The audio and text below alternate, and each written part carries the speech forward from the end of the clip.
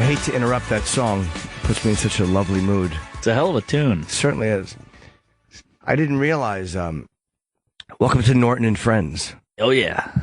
I walk in and I see Mark Norman sitting here. Sorry. No, it's a delight. It's always nice to see you, fitting in your shirt so comfortably. Thank you. And E-Rock. Hi. And I was just saying who I saw. It's not a roll call. Sir, the private's name is Eric, sir. And they're like, "Oh, glad you made it." I'm like, "Well, yeah." My cabbie and I had a bit of a tiff this morning. Mm-hmm. He didn't know you couldn't make a right somewhere, and I was, kind of getting into it with him. Uh-huh. And I realized I have a good day planned. I have shit to do today that's really good. And I'm like, I can't fight with my cabbie. I can't get into an altercation with this guy. He looked like a little Ethiopian guy, a little skinny guy with a hat, older, And he's like, "Let me just take you to your destination." Like he quelled it. And I'm like, you know what? Fuck it. Still tipped him. I'm like, I can't not tip. You got to tip. I can't not tip. It's weird, right? Unless they do something so egregious. Right. What do you go? $2 on? Like if it's 8, do you give 10? Well, I go with credit cards, so I go 20%, 25 or 30. I always go 30 because that's what the option is. Yeah. But I did 20 today. Had we continued tipping, I would have given him nothing. But I was like, all right, whatever. It's not an easy job. Fuck it. Yeah. So then I walk in, I see the sign Norton and Friends. Oh yeah. And I literally walked in 2 minutes up because we made a wrong turn. And Opie's not here today. So I didn't know that. I was like, maybe I was in the bathroom. But there's a family emergency, so I hope everything is okay. I literally know nothing more than that. Hope everything's good. Yikes. Yeah, he's in Long Island. Oh, okay. So now I just walk in and sit down, and I see Mark and I will do the show. We have good guests today. Great guests. All right, we have great guests. Sorry, I was just... you humiliate me. Outstanding guests. Joey Diaz is 8:30. I haven't seen Joey in a while. I'll be very, very happy to. Do you know Joey? I've never met him, but I've heard him a million times on podcasts. He's a whirlwind. Yeah, he's a funny dude. He's a really funny guy. Shep Gordon. Oh, one of my heroes. Yeah, I'm not as familiar with him. I mean, I know they call him Superman. She's the agent, right? He's the agent. He had Alice Cooper. He invented the celebrity chef. He did a bunch of stuff. Cool. You're not selling him on to me so far. You hate Cooper? I like Alice Cooper very okay. much. Yeah, no, we've interviewed him once. Do you ever hear School's Out? For the summer? Yeah. Yeah, you got to watch his documentary, Supermensch. It's all about how he got these guys. He blew them up. Teddy Pendergrass is another one he had. I think he had him. But yeah, amazing how Alice Cooper, he rented a bus and he made it break down in the middle of some town, and then he just had Alice Cooper all over it to be like, who the hell is this guy? It was all these fun, weird, creative ideas to get these guys to break. Oh, wow. Yeah, really smart guy, and just started from nothing. You need that. It's like I need a good showbiz story. Mm-hmm. You hear these great showbiz stories. Like, I was a soda jerk, and all of a sudden so-and-so came in. That never happens to me. No. Yeah, I know. I'd like to have some discovery. Yeah, wouldn't that be nice? A cool story someday? Now it's just viral. That's it. Yeah. What happened? I don't know. I was just met this girl, and I went down on her, and then I'm leaving, and her roommate was Spielberg's cousin. Like, that's that. I need a fucking story like that. I don't have any good stories. No, that'd be nice. I've always wanted to save a woman, and that's how I get in. What do you mean? Like there's a retarded guy choking a woman in the beach, and I run up and help her. And then everybody's like, hey, great job. How do you help her? You just decide to stop choking her? I'm calling it the retarded guy. There you go. I'll take it. That's a weird one. So there's a retarded man choking a woman on the beach. That's such a specific daydream. Yeah. And you decide that you go over and help. And how do you help? You stop the guy and you drown him. And then she's like, oh, my God, I'm the heir to the, Mars bar. And you're like, great. And then you're in. Oh, because you've owed them something. Like you save a little kid from crossing the street. Yeah. He's walking across the street and you grab his shirt and a bus goes by and it turns out he's the nephew of a cartel leader. Yes. And they're grateful to you. Yes. Right. That's all I want is to save somebody who's famous or rich, and then I'm in. Everyone has those weird daydreams. I remember after 9/11, the hardest thing was that you were doing comedy then or no? When did you start? When did you start? 06. Oh, okay. We were in the Comedy Cellar, and the hard thing to do is like, all right, how do we be funny? Because it was all closed down. You couldn't get down there, but we finally got down there maybe a week or two after, once you can get below 14th Street. So they reopened the cellar. Mm-hmm. And it was upstairs. It was Keith and Patrice and Nick DiPaolo and Colin and Geraldo. And we were talking about, none of us could figure out what we were supposed to do on stage. We had our acts. Yeah. And you were going to go up there. But we all I think the Olive Tree opened first before the club. Mm-hmm. We were just sitting around talking about our daydreams of what we would have done on 9/11. It was like a normal thing. Everyone had that weird fantasy of what would I have done if I was on the first flight? Yeah. Would I have been a hero or would I have tried to be? We all would work the hero fantasy in our mind. Yeah. And we realized that we had all done it. And so that was kind of the way we started doing comedy again after 9/11 was we started talking about these things. I made fun of Keith. I remember going on stage because his fantasy was so fucking stupid and so childish that I went on and made fun of him. And that was kind of how you started talking about 9/11 on stage. Yeah. But it was these daydreams, and we have these weird little fucking fantasies about okay, how can I get to this next place? If I save somebody, or if I do something miraculous, or if I get in the news, or if I jump in front of a bullet for the president. Yeah. All these embarrassing things. Right. And they're humiliating when you verbalize them. Yeah, yeah. I mean, talking a lot. What did it take? I mean, Louis had that great bit about how he jerked off between the towers. Remember that bit? No. Oh, man, it's a great bit because it was such a tense issue. And he's like, I think you can tell how good of a person you are by how soon you masturbate after the towers fell. And he said, for me, it was between the first and second. But I mean, there's no way you could have done that at the Cellar, I guess. Sure, you could have. Like right after? I don't. I mean, not right after that. It was really, really sensitive for a long time. I mean, even on Opie and Anthony, we were talking.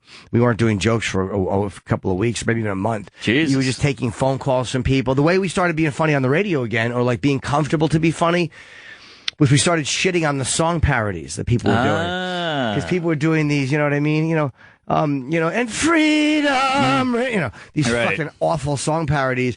And we would play something, and you'll never take our power. Stop. And then we would try to guess what word they were going to rhyme it with. Ah, that's fun. Towers. Yeah, yes, towers. Yes. So that was how we plowed into it. You got to find the angle into whatever is horrible to make it funny. Yeah, yeah. I remember Lorne Michaels doing the whole, can we be funny again? With, what was it, Giuliani? Right. That was a big deal. Yeah, well, that was a weird one, too, because Saturday night to go on and talk, that was a hard one, SNL. They had a hard job. Oh, yeah.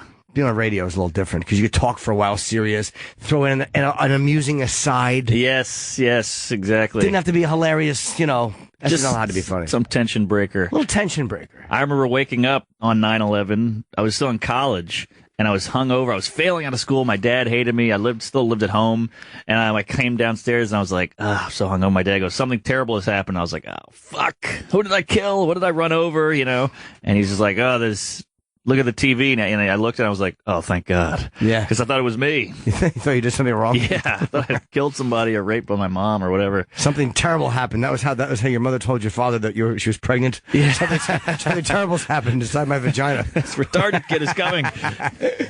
So, I got to forget before you, James Spader is in today, too. Oh, yeah. So we have a really great show. Diaz, Shep Gordon, and James Spader. And, of course, the lovely Mark Norman. Are you off the road now with Amy, or what are you guys doing? I go off and on. We just did California, which is in the helicopters now. It's crazy. Really? Yeah, so we land in L.A., and then we take a chopper to Irvine or Santa Barbara or wherever. It's a whole new mode. I've never been in a helicopter. It's the coolest. It's so safe. It feels way safer than a jet because you're never that high. You can just see the buildings. You can see pools and yards. But don't you isn't it the lift up? That I want to go in one once, but only for 10 feet off the air. I want to just clap and then go back down. I'm frightened. It scares me. It scares the shit out of me. It's so gentle. There's no takeoff really. Just oh shit, we're up. It's all so easy and quick and it's almost better than the jet. I mean, the jet can go further and faster, but this is all you need. But don't they take those? Even when I performed in Iraq, and I went over with Colin in 2003, and there was I was afraid we were going to have to get on Black Hawk helicopters, which we didn't. I would have if I had to. We wound up taking only the C-130 jet. Yeah. So I didn't have to do that, but it scared me. The idea frightened me of being in a helicopter. Yeah. They crash more, don't they? I don't know. I mean, this was so safe and quick and easy. I don't know. I just sat in the front. I got to watch it. I held the guy's hand. I got to hold the yoke. Did you really? Yeah, it was great. Yeah, so we did the road, and she's doing these amphitheaters. Something about an amphitheater I love. Yeah, it's nice. Indoors, it's outdoors. Yes, exactly. You can see little bees buzzing and people. There was beautiful Santa Barbara people. They're you can see Jerry Garcia played here and all that. It's just, there's a vibe There's a vibe. Oh, that's nice. That's a good size fucking place too. It looks comfortable. Yeah, $10,000, and they go nuts for her. She's getting the standing O on the way out now. Oh, yeah. It's big, baby. What? Let me ask you. On your thing, you said you bombed on the comedy copter. Why is that?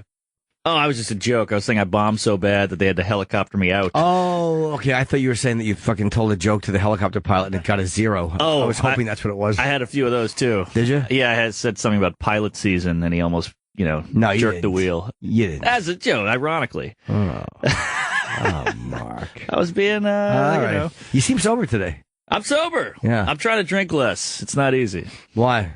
I just like this. I like the sauce. No. Why are you trying to less? Oh, I've just been waking up sad. Oh, okay. Sadder than normal. No, for any consolation, I'm sober a long time, and that's what I do. Yeah. Just wake up unhappy. Yeah, I figure, the more you drink, the more your levels go up and down. So I'd rather just have kind of sad all the time than super sad, then really happy, then super sad. Yeah. Do you ever sleep through things? I'm so afraid that just now I'm going to sleep through radio. I'm going to sleep through this. Do you sleep through shit or no? Dude, I missed my first flight in 7 years on Friday, and it killed me. I had to just wake up. I had a 6:15 car pickup. Everything was arranged. I woke up at 8:40. My flight was at 11 or 8:30. It was all over. And you just have that moment when you wake up, and I was half drunk. I was trying to fuck this girl, so I stayed out all night, and I didn't end up fucking her, and it was a whole thing. I just ended up getting drunk with her. And I woke up at 8:40. I missed the flight, everything. And I texted the car guy. I go, hey, man, any chance you're still out there? And he wrote, ha, ha, ha. And I was like, you motherfucker. Such a dick. And then I just got my bag and drove to JFK. I just got a cab to JFK, and on the way there, I'm on Kayak on my phone, and I had to buy a plane ticket to LA. It was so much. I'm embarrassed to say how much it was. How much? It was $850. $850? Yeah, one way to LA. But the original was like $340. Well, we going? No, this is LA. This is for Schumer. Oh, okay. So I couldn't be late. It was a whole thing, and man, I wanted to kill myself. But wait, she doesn't fly you out? She does. I missed it. Oh, you missed the plane with her. Yeah, so she paid for the car. I hope she never hears this.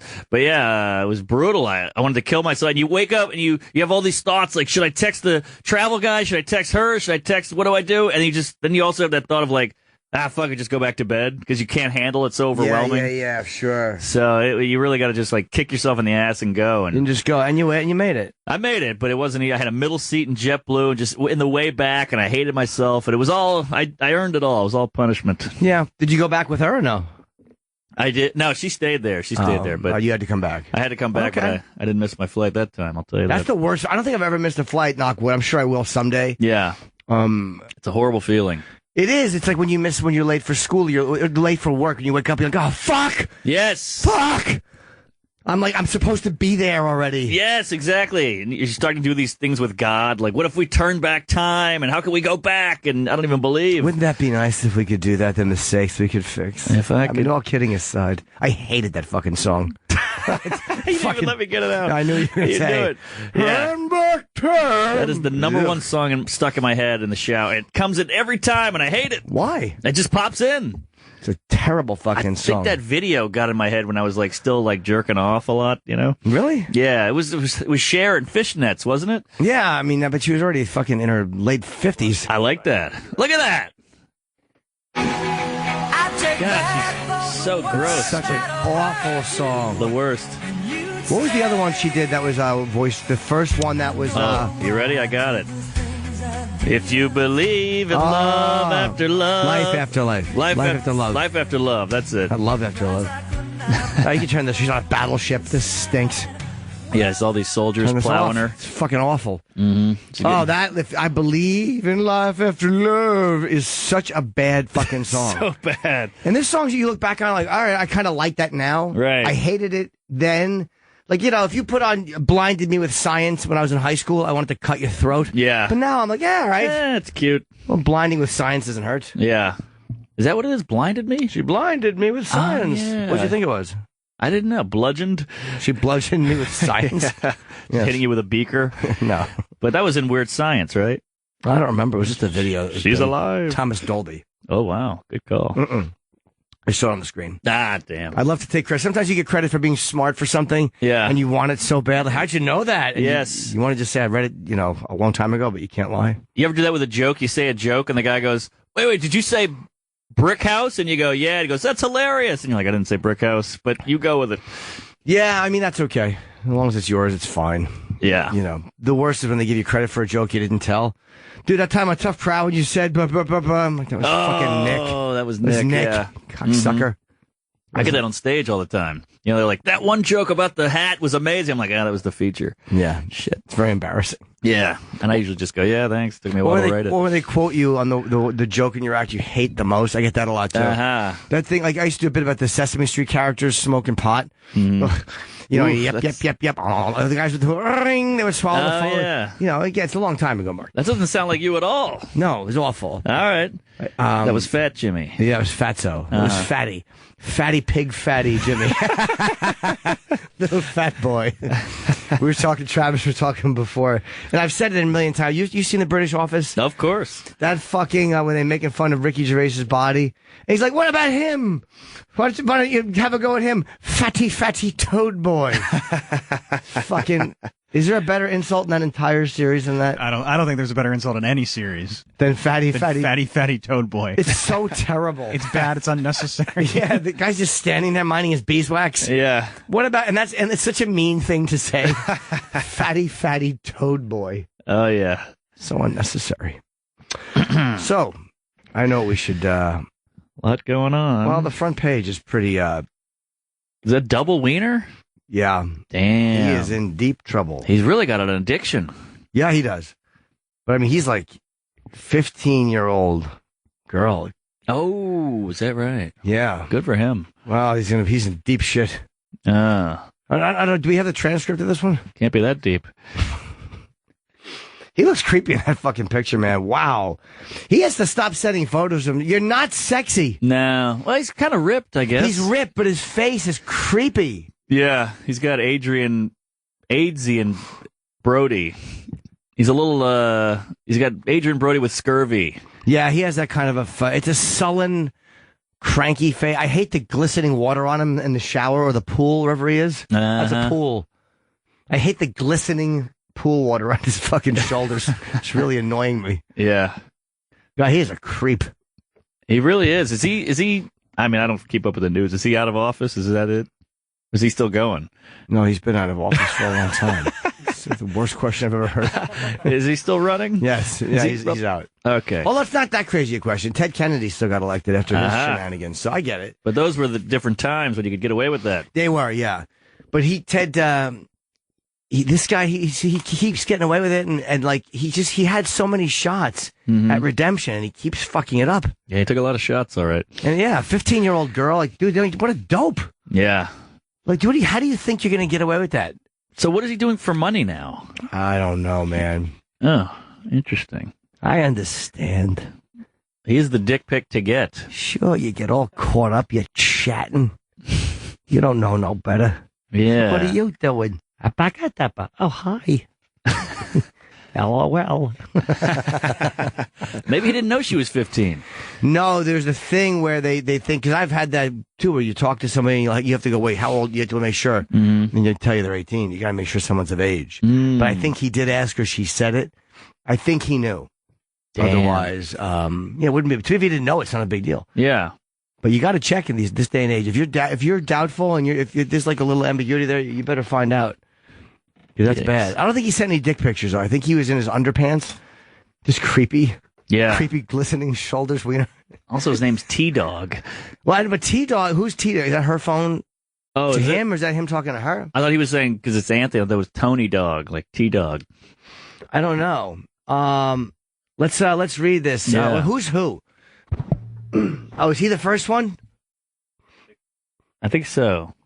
So this is him texting her? Okay. Should we read these? Please. Do you have any sexy music? Should I be the gal or the guy? Oh, please. What do you think? I'll be the gal. You the gal. All right. Hold on a second. We got some sexy music, Mark. Wait, I don't know who's who, though. When you I know. read through. It is hard. The way you have to say is T-Dog. He's on the left. Yeah. She's in green. Yeah, Okay. you could say that again. Fucking lib. No, because, it's it because T-Dog, what do you think? He's turning his phone over with her name on it? Good point. Yeah, she's T-Dog. Yeah. Teenage.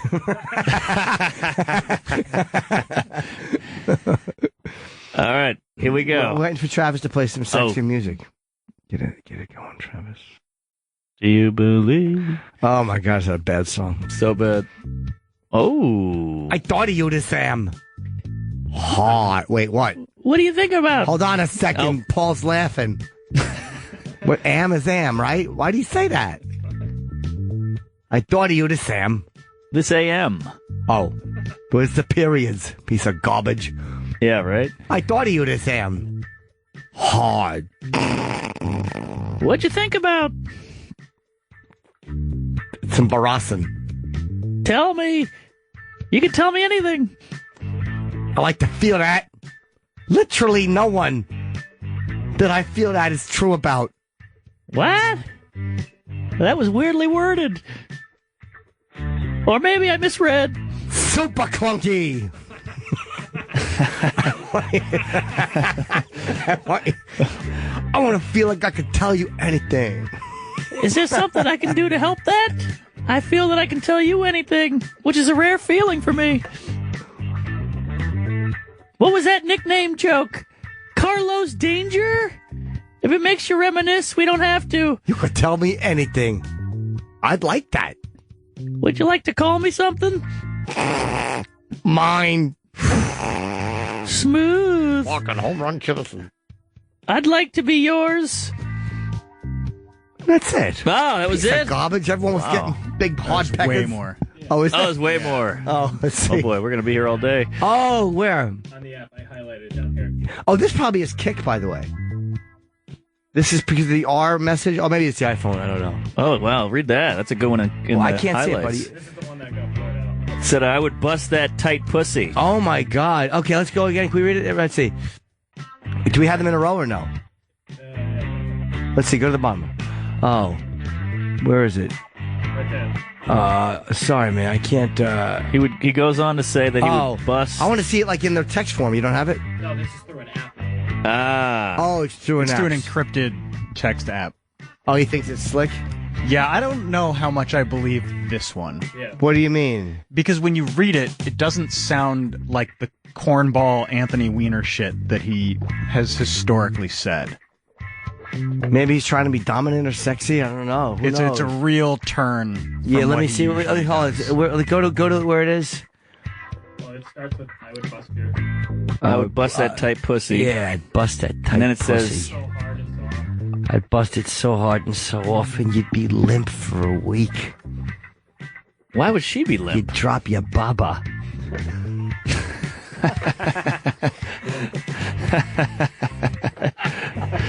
I'd give it to you so hard your little white shoes would fall off. your little bronze shoes would tumble out of the crib. I would have bend you over your Fisher Price kitchen. Yeah. Yeah. You're going to have a rattle mark in your ribs. Ooh. What a creep, man. I'm going to move that diaper to the side. He's, you know, that picture with his kid? And then I don't think he's a pedo, but he's flirting with that. He's kind of playing in that arena way too fucking much, man. Mm. Like, what are you doing? You have your own kid in that one photo, and then the 15-year-old girl. If you knew she was 15, is there proof that he knew she was 15? That's a big difference if he didn't know. Yeah. They're saying that she made it clear Oh, how she did. Okay. Ooh. she was. I interviewed for the UFC podcast, which is up today. Matt and I had we had Roy Nelson on the phone, and we also had Chris Hansen in studio. Really? Yeah, we've talked to him on Opie and Anthony before, but he has a new show. I forget what it's called, but it's kind of like, and there's a segment called Hansen versus Predator. It's called. We found the name of it. Hansen vs. Predator is only a segment. Mm. Crime Watch, yes. And he was such an interesting guy. But you just him walking you through with that, You know, reporter voice, you know, Right. about the texts and the grooming. So I was watching this video of this guy online last night. There's this British guy who I like, and I don't remember his name, but he catches pedos, and he catches them so fucking hard. He does kind of what I think Perverted Justice was the first group that did it, and then Hansen did it. And this guy, like, he shames them, like, oh, meet me here. I'm a girl, a 15-year-old girl. And they talk a whole lot. And then he goes and he meets them with their picture. Is this you? Is this you? See if you can find that British. Oh, wow. And there's one where the guy had to call his wife, his own wife, and tell her.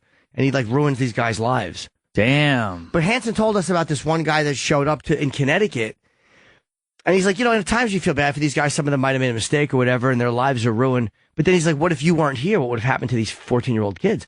And he's right. Like, he said one of them showed up. He was an ex-military vet, and he like wanted to be a cop or something, or he was about to be a cop. But he was going to take the girl for a ride. But in his trunk, he had a gun, and he had fucking duct tape. And Holy shit. And again, maybe that's for other reasons, and he's armed, he's allowed to have a gun, but there's scary people out there. Yeah. So, Jesus Christ. Oh, this is him? No, he's talking to... He's talking to a pedo. Yeah. Wow, like pedo's going nuts. Yeah, I know him. Jeffy. Yeah, he's good. Jeffrey's his real name. I call him Jeffy. I met him when I was younger. What's he yelling about? He's always a hothead. Quit shouting, Jeffrey. Wow. Quit shouting. Do you ever have a run-in with a ped? Sure. I mean, not at the cellar. No, honestly, I don't know if I ever have. I show all the signs of having been molested. Yeah. But I don't know. I have no memory of it. Then you start wondering, did I black one out? Of course, yeah. I always think about that, and I try to bring it back, but it never comes. 'Cause my first memory is in 1987. So everything before there is a blank. My entire from 68 to 87. No, I don't know. I have a lot of missing space when I was a kid. So it may have been, it wouldn't surprise me at all. Yeah. But I don't know, man. I don't know. I remember all these experiences with kids my age. Yeah. So I can't even, Dr. Drew on his podcast is like, you were victimized. But I'm like, I don't feel victimized. I feel like I was a volunteer. It was naughty and it felt good. Mm-hmm. And I knew I kind of liked the secret of it. Yeah. But I don't remember fucking feeling victimized by it or feeling hurt by it. No. I almost had a gay experience with another friend, but nothing pedophile-y. There was never a touch or a... How old was your friend? We were both like 12. Slow down. Yeah. What happened? That was we were doing a sleepover, and he was a weirdo, like kind of an off guy. He might have been autistic, I think. I didn't know it at the time. And we were both in bed trying to pass out, and he went and attempted to put a thumb in my ass when I was like Was he Henry Winkler? I wish. Hey. Sit on it. Anal Amundo. But yeah, I was like, on my side facing the other way, and I just felt the thumb going up, and I had underwear on, but I was like, go! And I was like, I'm good. And that was it. Is it? That was it. Yeah. Terrible experience. Yeah, I know. I only came twice. But yeah, it was that was the closest I got. This is a different guy. You jerk off with friends too. Yeah, but sure, but that wasn't being victimized. Maybe that was him. Let me hear. Is he British? He worked at a carpet store, I think. Biffa. Biffa. He was a friend of mine. He's by a dumpster that says Biffa on it. You work with 15-year-olds. Yep, that's a guy. Raped, yeah? You're working with them to help them through that, yeah? And then you're raping them. You're willing to meet up with one to do the same thing to them, knowing what they've been through. Just explain to me why. You see the pain that these kids are going through once they've been raped and what they go through. Because we know, yeah? We know what they go through because we've seen it firsthand, yeah? There's people in our group that's been abused, yeah? So this is one of the reasons that drives us so up, yeah? So you tell me... Damn, that guy looks troubled. Someone like you, who's meant to be helping him, give you the right to then go and fucking abuse a 15-year-old. And give them drugs. And yeah, fucking drug them up and drink them. So up what'd you do first. if you give this boy loads of speed, right, and he had an heart attack in your flat? What would you do? Well, you gotta be Dump him careful. on the street. They'd dump him on the street. He would as well. He don't give a fuck because he's got to protect his career, isn't he? And his face. Because I suppose you're a bit of an hero to vulnerable kids, ain't you? Who you know. But you fucking But if ain't you're now. handing out awards to kids, then you're obviously quite important in your job. All right, so that goes How are on. they going to see that today? They trap it. And the guy is just sitting there. He looks like James Carville. Yeah, a little bit. I think this is like a internet thing that they do this because they have a bunch of videos where they go. I've seen another one with that same guy talking I've to seen somebody. a shitload. I would love to talk to him because I wonder what makes him do it. Like, was he molested? Does he have a son who was Oh, molested? yeah, or something like that. Like, what's the driving? Is it just to be a good Samaritan? There's got to be a really, like he said, that's the driving force. But there's got to be something that motivates you to do that. I think so too. Like, do you want to kill these guys, and the only way you can prevent yourself from hunting them down and killing them is to just to humiliate them? Or he's got thoughts of his own, and this is the way he gets it out. I don't know. Maybe. I mean, I guess that's always an outside possibility with guys who are doing this. But I would hope that it would be a higher motive. Yeah. You hope it's a different reason than that. Yeah, I bet he was touched. Maybe. I mean, why else would you be so driven? I mean, Right. unless you had a fucking kid. Mm-hmm. I don't have a kid. No, thank God. Oh, I almost said none that I know of. The whole place would have laughed. That's a good one. Yeah. So Weiner, man, but I wonder if he told Huma this. I wonder if she knew and that was why she left ultimately, or is this just all new information? I don't know. I'm sure he wasn't forthcoming with this. No, but I mean, was it possible that this was going to come out? Like, he might have said, look, this is all... I know that she says that he asked her to write like letters to her teacher because she told her teacher apparently, and her teacher wanted her to go to the cops. And when he found out about that, he asked her to write a letter to her teacher saying like, everything was on the up and up and it was totally consensual and he didn't do anything wrong. And she doesn't want to press charges because she said it was a consensual conversation, and her dad is following her lead, saying, "Okay, we won't press Really? charges." Yeah, if you don't want to, we won't press charges. Interesting. Yeah. Good to know. I gotta text her. Wow. But that's weird. Like, he was being, he probably thought that those apps, Kick, WhatsApp, they're great, but what do you think? The cops can't find out who you are through them? Yeah, come on. It might be hard for the person you're talking to find out your real identity unless they're a hacker. Mm-hmm. And even then, maybe not. But if it's a 15-year-old girl and the police want to know who you are, they're going to find out who you are. Yeah, of course. He loves to tell who he is. This guy can't stop sending face fics. Jesus Christ, you're not good. Like, what a creepy chest. He has a fucking creepy chest. He does have a shaved weirdo chest. Hate the shaved. It's weird, right? Yeah, my dad did that once. He's in good shape, but he's in good like Jack LaLanne shape, older man shape, much better shape than me. But he's creepier than I am, and I know that that's hard to imagine. Yeah, the shadow on his face. Shadows fall. But this is going to be an unpopular thought here, but maybe there's something good about... Oh, boy. I'm already halfway through and regretting this. But maybe there's something like child porn, I think, could be a good thing.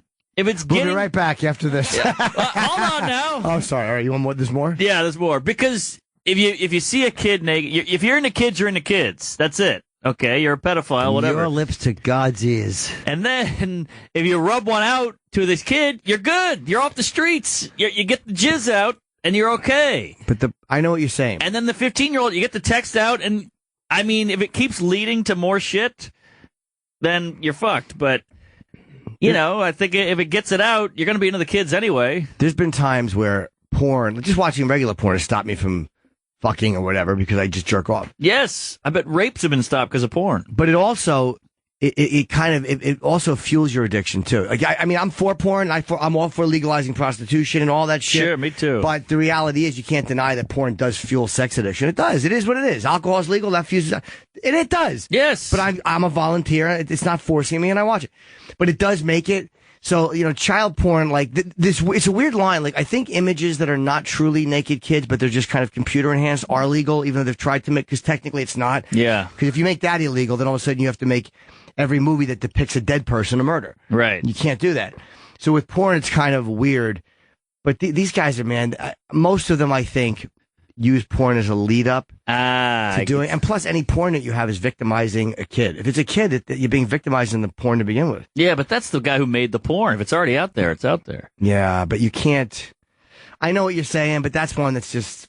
It's a touchy. It's a slippery dick. Look, those guys. If that's who you are and that's what you're born into, and that's who you are. And you don't touch kids, and you have to jerk off thinking about that to come, and that's just your life. Well, then that's your life. That's your life. But you can't. You can't act on it. Can't act on it ever. Man, that's tough. That's a horrible way to be. How long till pedophiles are counted as like a group? Well, it's funny, man. They're starting to talk about stuff now, like where the guys, I'm a proud pedophile. There's one guy who's out about it, but he doesn't touch kids. He's never touched a kid, but he's just saying these are my desires, but I don't do it. Yeah, and that's a weird line. I mean, he's still creepy.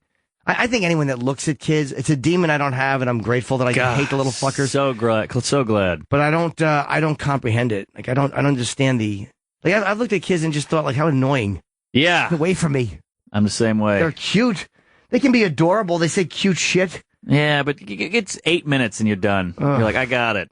I had to watch my brother's 3-year-old, and it's like, I'm the opposite. Like, she's like, we got to take a bath, and she takes her clothes off, and I'm like, tiny vagina. It's too much. Yeah. Already shaved, by the way. But yeah, it's crazy. I'm uncomfortable with that too. brutal, I man. don't want to look. I don't want to see it. And I'm not afraid of a demon being unleashed. It's not like, No. it's just creepy Just to me. creepy and bothers me. I With hate your it. own kid, I think it's different, though. We talked about that the other day. If you got to wash your own kid, Sure. it's totally the opposite. You know, it's not fucking... That's way hotter. But no, I know what you mean. But by the way, I heard that a vagina stays the same size from birth to death. No, it doesn't. I heard that. Same with does eyeballs. not. Eyeballs too. No, I mean, women I've fucked women with giant meaty pussies. There's no way they were born with that gift. No way. It's an impossibility that women, I'm telling you, I can think Google of certain girls I've hooked up with who had phenomenally large vages. Yeah. Big clits, just awesome. If you were born with that, it would have been, they would have been thrown into the river. They would have thought they were fucking, Thrown into a they fire. were monsters. Yeah, there's no way they were born with that. I think those meaty lips, as you say, all that. I think that comes with some pounding later. No. Is It that can- natural? both. Maybe it can. You can get busted out. Google it. Yeah, Paul, Google it. I swear there's something He's to this. still on the diaper stuff. I'm telling you. I heard that. I think eyeballs stay the same size as well. Maybe. Eyeballs are different. That's why you see these kids, these babies with big, pretty eyes, you know? There's very few women whose eyes... Opie and I talk about this. Like, he likes a girl's eyes, and I never care. Oh, I love eyes. Yeah, there's a couple of girls that have sent me photos and videos and stuff, just normal ones, where their eyes are so attractive. I'm like, all right, I kind of get it. Yeah. Like, that's amazing. Mm-hmm. Yeah, they can really pop. Oh, farting. So, Paul, what are we doing here? It cleans itself. It grows in size when aroused, just like your face. Your Okay. vagina wrinkles with age. Oh, interesting. Well, do they grow from the time you're born? I believe they do. I guess so. Wait. I think that's in it. Are there any parents who can call in with this? Yes. Any mothers listening? Call in. Anybody whose vagina has grown or not. Yeah, any parents that want to talk about their kid's vag? Yeah. I'm sure it does. You're probably right, but I'll tell you, this niece of mine, her cunt is the size of a fucking hoagie with a slit. Are you kidding or serious? It's huge. Probably you should rephrase that. A niece of mine is a cunt the size of a hoagie? This girl I know, Jesus. the neighbor. Well, you could say, no, my niece is built like that for a kid, but you don't want to look at your niece and make that comparison. Boy, I never thought I'd gross out Jimmy. Yeah. It's a new low for me. I hate hoagies. Hoagie. Yeah, but no, there's so many women I've met who have been built like that, and there's just no way. It's like when you're a boy, your penis grows. You're not the fucking same size when you're a kid. Of course. Genitals. What? Speak for yourself. They grow. All right. Now we've creeped out the entire audience. They loved it. Let's talk about these. Do we have an answer on this, Paul, or no? I'm dying to know, Paul. Paul's looking at anime. I know. He has no idea. He's very slow on the computer today. Well, he's not good with the pussy Googling. He's better off with the cock stuff. A lot of problems with the cops now and fucking protests and violence. Yeah, it's getting ugly. It is getting truly ugly. I heard the guy had PCP in his van, by the way. Who? Terrence. Oh, the big dude? Yeah. Was he high or no? That's what I heard. Having PCP in the van doesn't mean that you were high. Well, I heard, he was fucked up. That's what I heard. I don't know. Some comic told me that. What was he doing when they shot him? I don't even know what he was doing. His car was parked in the middle of the highway. Was he broken down? I don't know. That's what they're saying, but then people were like, no, he was just parked. So I don't know. I don't want to say any facts because I'm not positive, but You just said your niece had a cunt the size of a hoagie, and you don't want to speculate on a news story? well, sadly, racial stuff is more, you can get fucked up more on that. Well, you're just speculating. I I'm just just don't speculating, and I'm just telling what I heard. But I didn't read anything. I didn't even watch the video. I know. couldn't No, the do Tulsa officer sharing her side of what happened. Terrence Crutcher. Yes. Oh, sorry, Tulsa. Yeah, But the right, riots are in Charlotte. Charlotte was wasn't the guy armed in Charlotte? Did some say he had a book? Some say he had a gun? Yeah, it was confirmed yesterday that it was a gun, not a book. Okay, it was a gun. Okay, so he had a gun. He was holding a gun. Did he pull it on the cops?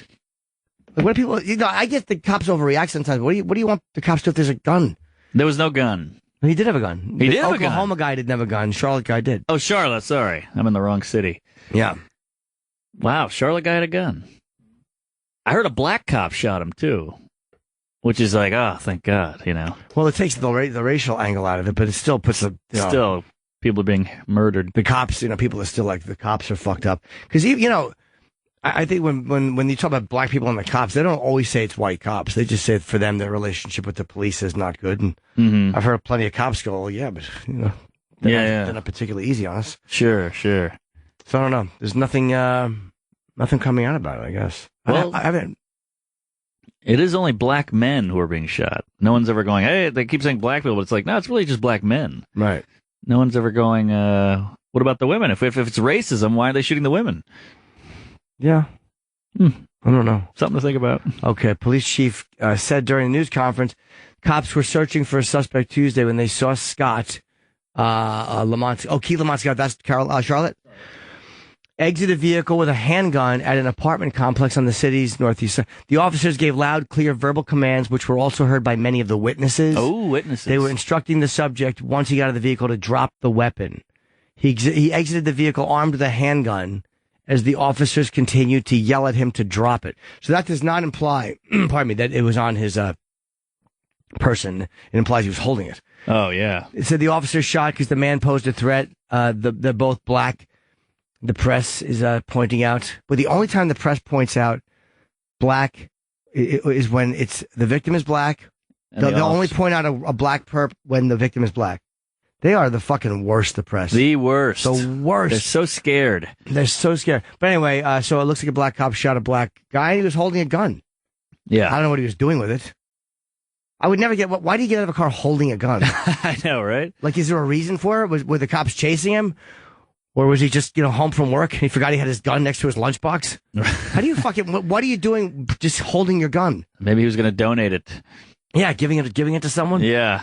Remember that was like, give up your guns and there'll be no trouble? Remember that whole thing where you just put your gun in a box and walk away? I want someone to call up a parent and talk about the vagina thing. I'm very curious. I want to wrap that up. Please. I'm not big on going to the phones, as you know. No. But if it's the right lady, I want to hear about those hoagies. I'm also, it looks like I am switching. We don't have a date confirmed yet. Uh-oh. I'm still performing in D.C., but I'm switching my shoot date for my special.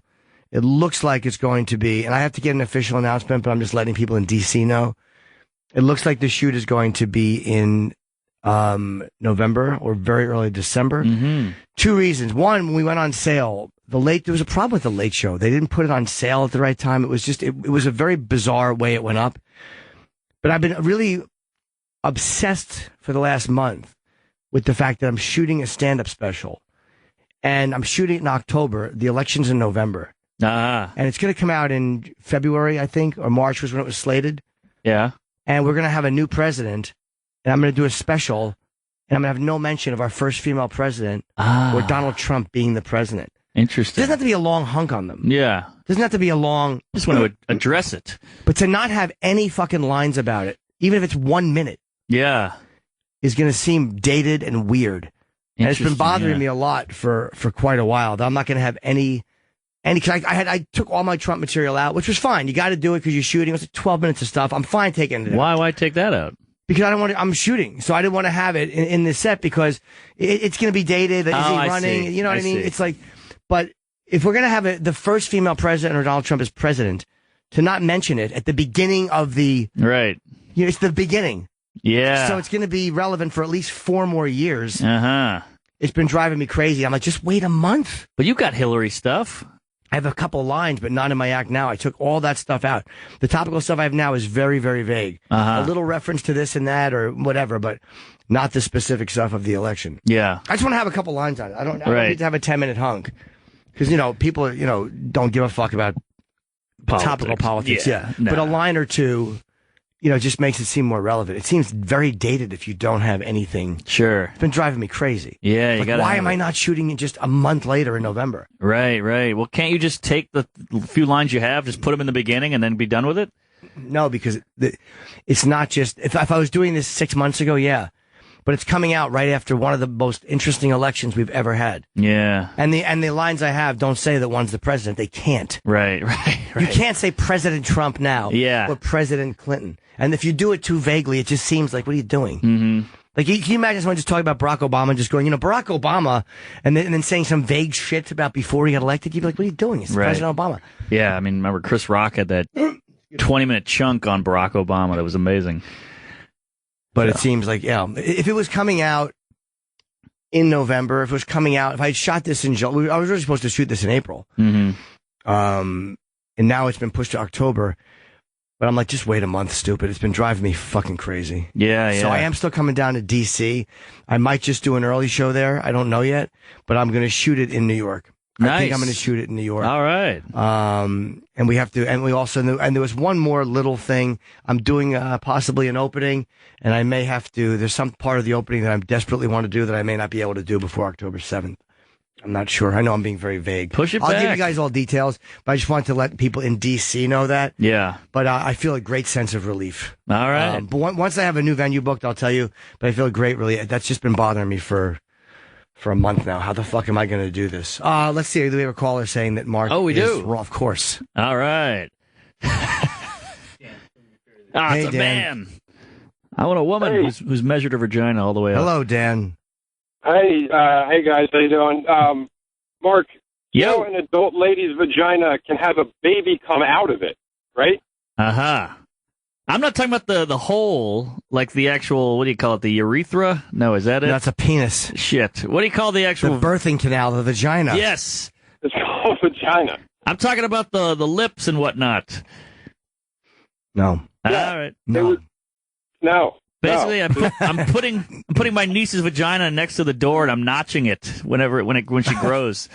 That's a good idea. No, it doesn't. It grows. Yeah, like you're becoming a bigger person. I only know this because of women I've been with, and I'm like, there's no way that this body part could have been on a. I just think there's no way On a It's toddler. You can't. All right. Well, And I'm thinking of one girl in particular. Okay. Literally the one girl who, as I say, was the ark of the covenant. yes, In vaginas. the continent. I would Okay. have married her. All right. Wow. This is years ago. I haven't seen her in years. Okay. But the first time I saw her pussy, I lost my breath. Like, it Really? was such a masterpiece. But I'm thinking of her. I'm like, there's no way on that would fit on a younger person. It just grows like when you get older, I guess. All right. I heard that as a wives' tale. I guess. Are you still there, Dan? Okay, good. Thank you for calling in. All right. Well, maybe my dick is still the same, and I'm just bitter about it. But yeah, you got to think about that. Your dick grows. Yeah. Hopefully. I just saw an ad for Uber on TV. You know, I'm really glad that Uber is fucking bothering these cabbies. That cabbie today was fucking, what a cocksucker that guy was. They hate these cabs. They hate them. I mean, the cabs hate I know Uber. they do. But I get in, and you're not allowed to make a right. This is what happened this morning. Now, it's not a major deal, but it was just frustrating. I get in, I tell the guy, all right, take this road here. And then he has to make a right to get here. But he's not allowed to make a right on this street at this time. Mm-hmm. So he's going to make a left and loop around. I'm like, what are you doing? He's like, I have to go to, and I'm like, yeah, but you know where I'm going. He's like, you told me to go this way. I'm like, yeah, but you're a cabbie. Yeah. I'm like, you're supposed to know that you can't make a right. If I know it, you should know it. I know it, you know it, now they all know it. It's fucking cocksucker. Yeah. You want to do it. So he made an illegal turn in the street, and we were bickering, and then he just kind of goes, I'll just take you to your destination. Which I thought was very mature. Yeah. Like he Thanks. stopped the fight. He Right. hated me, and I hated him. And I have a great day plan today. Like, I really have a good day plan. All right. And I'm like, what, am I going to just ruin it? Like, these are how you're like, you say you wake up and you realize you've missed everything. Yes.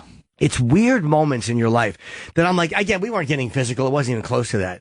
Like, what if we had kept arguing and he had gotten out of the cab or I'd thrown my phone at him or done some stupid fucking shit? I've been thinking about this a lot lately, like anger, that how it ruins you in a moment. Oh, yeah. How it fucks you up or if the guy had just punched me.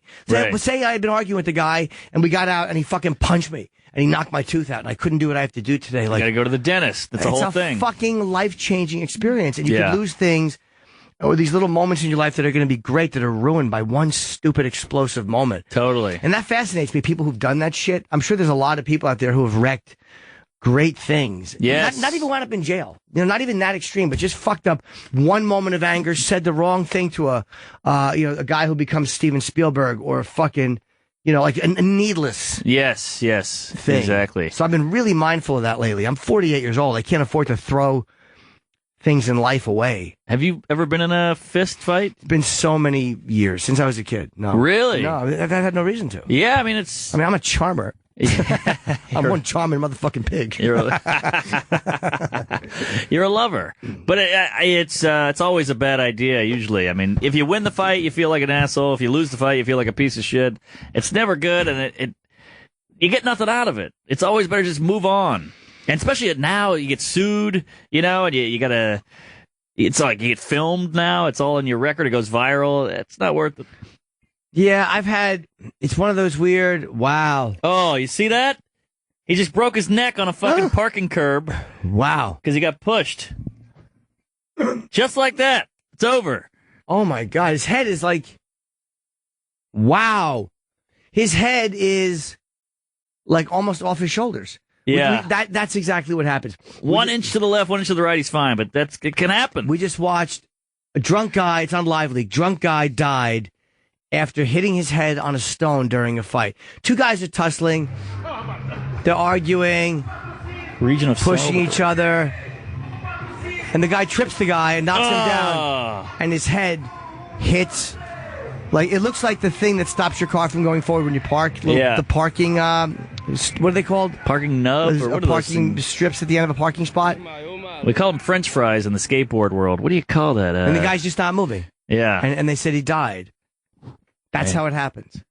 Like, that's exactly what I'm talking about. Like, a moment like that where I don't know what they were fighting about, but he tripped the guy. He meant to trip him, too. It wasn't like he pushed him. Yeah. He meant to trip him, but he didn't punch him. No. He meant to trip the guy, and in that moment, that guy's dead. And now he's a murderer. And you're a fucking murderer. Crazy. It's like... Okay. No, it's like that shit your mom would say, like, will you guys stop? Anything can happen. You could slip and fall down the stairs. You go, all right, shut up, Mom. But it could happen. It could happen. The case I think of all the time is there's two guys. I want to say this was 2 years ago, 3 years ago. They're walking by on 8th Avenue, that public library, that fucking, the giant, massive library across from the garden. Yes, yes. And they bumped into each other. And they got into an argument. Two guys, neither one wanted to walk away. A dumb argument. And in the argument, I guess it got physical. One guy stabbed the other guy. The other guy died. There you go. The guy with the knife goes on the run because the police are now looking for him. Yeah. And he commits suicide. Wow. Because he's now a murderer. And he doesn't want to go to prison. All from a bump into. And this one fucking moment, these two dumb motherfuckers could have walked away from.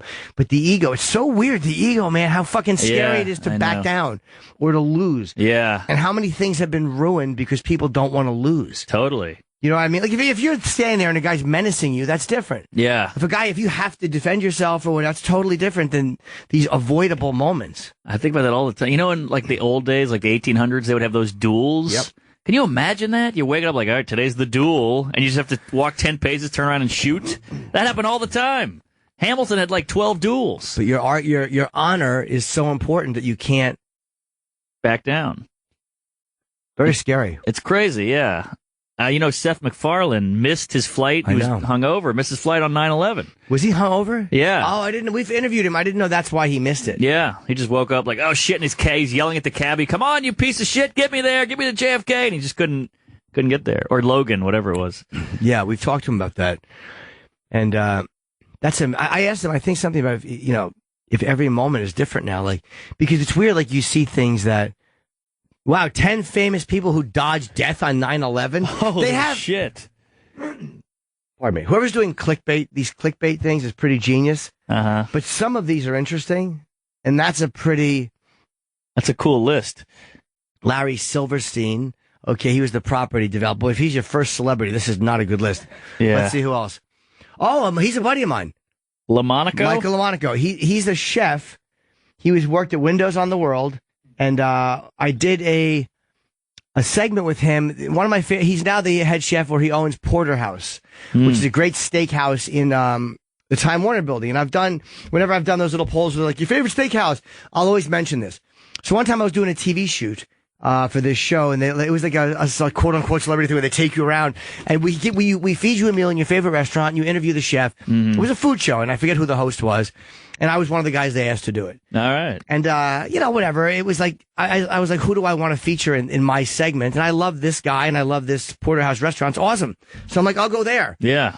So I go there and, They prepare the meal, and we're just chit-chatting, and the woman who runs the show is interviewing him, and it's a fun little food segment, whatever. Sure. And then, so I have to do the entrance, where I have to go out, and I walk in, and Michael comes over and goes, hello, how are you?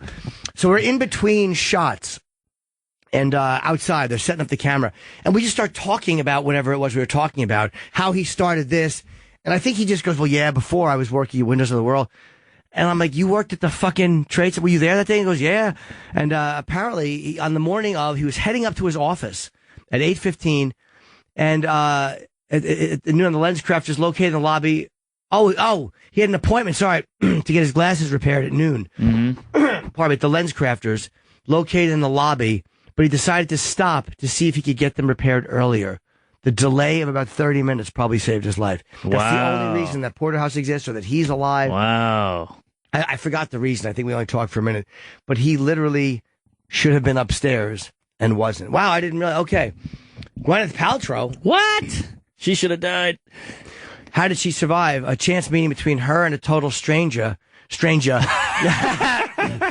and a total stranger. Oh, man.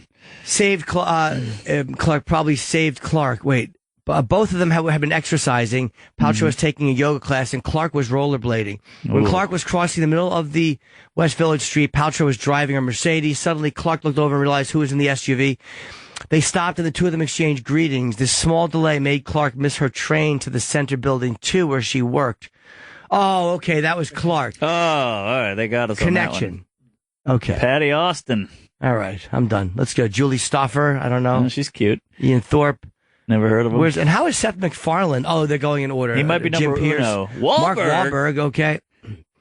He was, hold on, let me see him. He was with some friends, were scheduled to fly an American Flight 11 from Boston to L.A., but they changed their plans and charter a plane to Toronto for a film festival. Wow. Huh. I didn't know that. Okay, and how about Sarah Ferguson? Feige. Chip met Sarah Ferguson.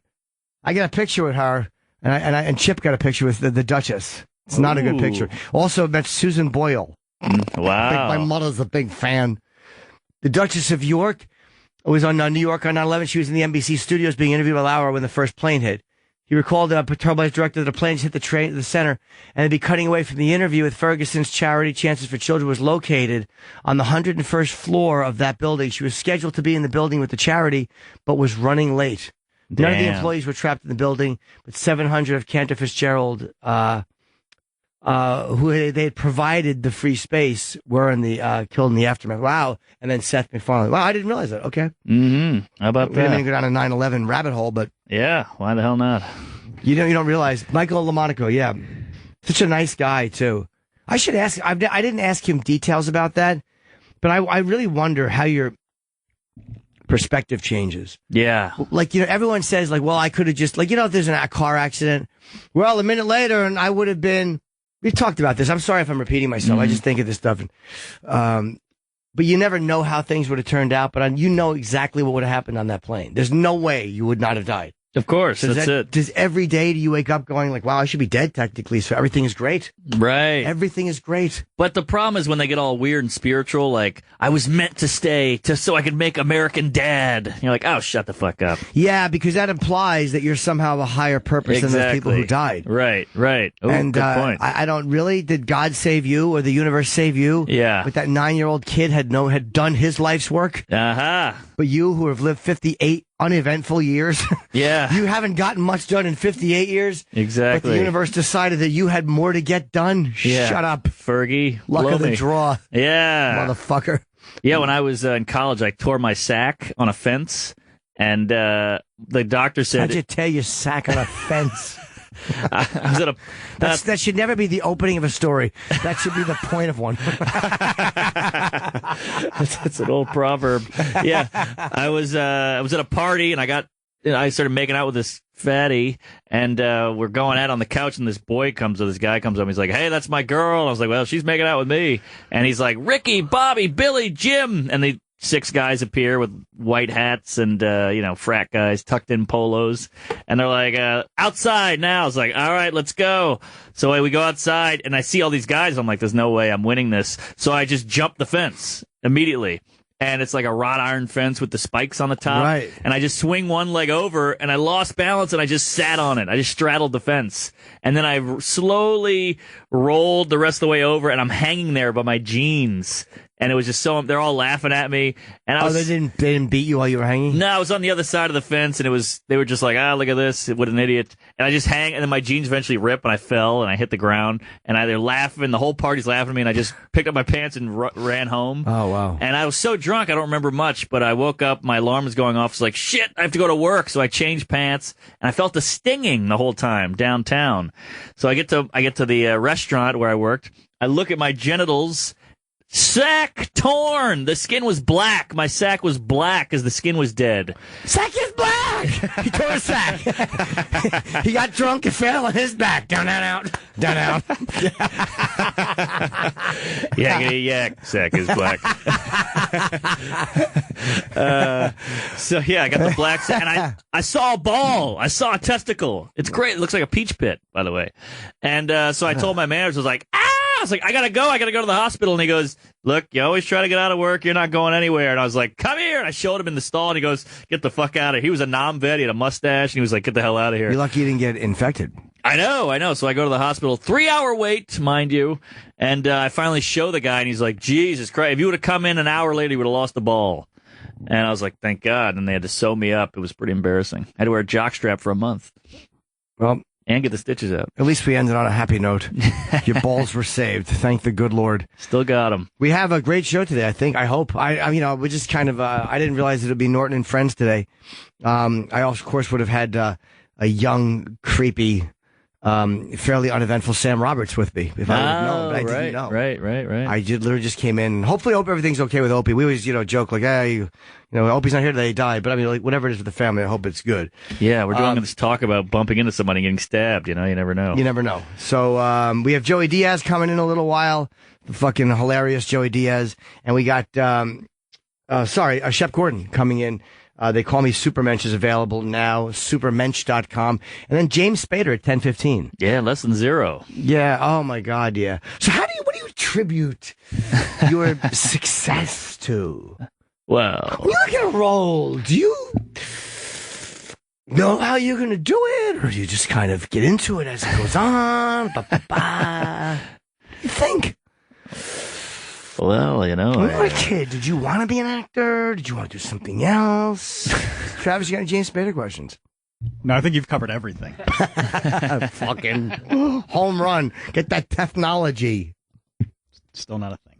You don't like when your name is used in things? No, but my friends do. Who They listen to do. the show, and they'll text me about it. Yeah. Yeah. How'd they know? Do you send them a teftograph? Nope, that's not a thing. Yeah. Fucking shit pile. All right, we're going to eat some breakfast, make love, and I'm going to check out Mark's fucking bags. I was going to say bag scar, and I got a scar. Do you? Yeah. Oh, like Omar. Yeah. I'm watching The Night Of. Do you like it? Haven't seen it. I heard the dialogue's weak. No, maybe a little bit, but there's some stuff is really good. There's a couple things that I think are unnecessary. Mm-hmm. Michael K. Williams is great. The acting is very good. Turturro's great. The guy, the woman I love, Amara Karan before we go? I don't know. I haven't seen it. Wow, is she beautiful? I keep feeling like I've seen her in something else. And it's driving me nuts. I don't know what I've seen her in. I haven't seen it. Did you watch Stranger Things? No, but I hear it's good. Her name is... Where is it? Amara Karan? Yeah, Amara Karan. Oh, she's cute. Why do I keep thinking I've talked to her or seen her? Like her face with her short hair. I know I've seen her in another production, and it's been driving me fucking crazy. But I looked at her... There's not one thing I recognize on her IMDb. She's not done a lot. No, she's a newer actress, so I don't know where I know her from. The Corner. I don't know. She's in The Corner? Where's that? No. Oh, okay. Your Corner. I'm so stupid. All right, we're petering out. We'll be right back. Boy. Thomas Dolby. We're back with Jim Norton, young, unshaven, ruggedly handsome Paul is over there. We have Mark Normand and my pal Joey Diaz. How are you, so happy to see you. Hi. Hi, Joey. Mark Normand, this is Joey. Nice to meet you. How are you, gents? Yes, and just so you know, Opie is off next week. I am doing shows, looks like Tuesday, Wednesday, Thursday with Sam. So I will be in next week. Monday was the scheduled day out for me because of I'm shooting Power, but I'll be here next week. So I think Opie's back the final following week. I don't know what the schedule is yet. So how are you, buddy? Good, sir. Great to see you. It's good to see you. Good too. to be in New York City, walking around. What gig are you doing? Gotham. Okay. Nice. When is that? Friday and Saturday. Oh, okay. So what do you come in a couple days early just to relax? See the family, get some Cuban food. Oh yeah. Where do you go? Where's good Cuban food? Listen, we could drive around for hours, but I just go to Edgewater there. Oh. And I stay in Edgewater when I take the ferry back. And there's two of them. There's like Mambo or something, but then there's a smaller one, and they make all the traditional stuff. Like the other one's more fusion. These guys get like the boliche with the pot roast with the chorizo in the middle and all that stuff. I don't know anything about Cuban food. Like that's good stuff. Yeah, it's good stuff. You try to eat healthy with Cuban food though, right? Because I try to eat a little grilled chicken for me, Yeah, grilled chicken. You can get some chicken and a small rice and beans or something. And that's it. No fried bananas. No. Is there a place downtown here that's supposed to be fucking amazing? Tons of them. This is the haven for it. Is, right? Yeah. What's an amazing Cuban restaurant if I wanted to go in New York? Like, say I want to take a girl. See, now I'm out of the loop because they pop up. Yeah, I come here once a year. So, when I was growing up, it was Victor's, but things have evolved a lot since Victor's. Okay. I guarantee that. Yeah. Things are popping. Are they usually fancy places? They're usually like little holes in the wall. Whatever you want them to be. You go to Miami, to Gloria Stefan's place, and people are letting doves out and, jumping up and down and playing congas, and it's a $200 dish, and I'll get you a way better meal and a little corner place in Miami for $20. You could go either way with it. Yeah. Every time I pass like a Cuban place, it'll be like a little hole in the wall, and somebody like, that's the fucking best Cuban food. That's it. When you see greasy fingernails and all that stuff, human trafficking. Right. That's the best food. When you see human trafficking, stuff like that, it's perfect, man. So. See, that's nice because I'm from New Orleans, and you can't get Creole here. No, you're in no danger. It sucks. You're in no danger. I can't find it. No. And there might be one or two places, but they got to be small. Yeah. She's gonna be like a big black woman that only speaks. That's what you were stirring looking a pot. for. Yeah, calling and you maybe sugar. Brooklyn's the melting pot. Man, they have soul They food. say everything in Brooklyn. Yeah, so. I can't find. I lived in Brooklyn for years. It was not good. I just went to Austin. Yeah. And when I go to Austin, all these people waiting online for barbecue and stuff. I just go to Papa Do's and I tear up that seafood gumbo for 4 days. That's it. Seafood gumbo, seafood. That's the best. You take the seafood out and you look at the broth. Yes. And it's got Katrina oil. Dead sperm floating. As you're eating it, you're like, all right, I'm feeling good now. That's why I go down there. I like it too. Yeah. That's a great place, New Orleans, but it's kind of scary, man. Oh, dude, the worst crime. Way worse than New York. It always feels a little dirty, too. A little skeevy no matter where. There's a film. It's lawless there. The cops don't give a fuck. They run amok. They're all corrupt. They are. Oh, yeah, it's bad. Even the brothers are different. They got like veins in their eyes. They're like Memphis. Memphis and New Orleans, they don't play there. You got to be a little careful. Right. I went to New Orleans one time, Jones, and I went to do a gig, which it's tough to do stand-up in New Orleans. It's not a good city for it. No, Miami. Those places, they go down there to drink and to kill Miami's themselves. not good for you either. That's one of my worst markets. I don't love Miami. No, what I'm saying is like regular Miami, inside, that it's okay to do comedy. But once you get to South Beach and stuff, they don't want to see it. It's like New Orleans. They just don't. There's some places in the country that they don't want to see it. They're there to check out. It's a Boulder, Colorado. Comedy don't work in Boulder. They're too intelligent. They're looking for Martians and shit. Yeah. So that's the problem. There's just some places. New Orleans, they have all those theaters and stuff, and the House of Blues. Yep. And people will come out to see you. They just don't have full-time comedy there. Right. Oh, okay. They've yeah. had clubs open and close. How was your theater gig? I did a theater down there, and it was actually nicer than I thought it would be.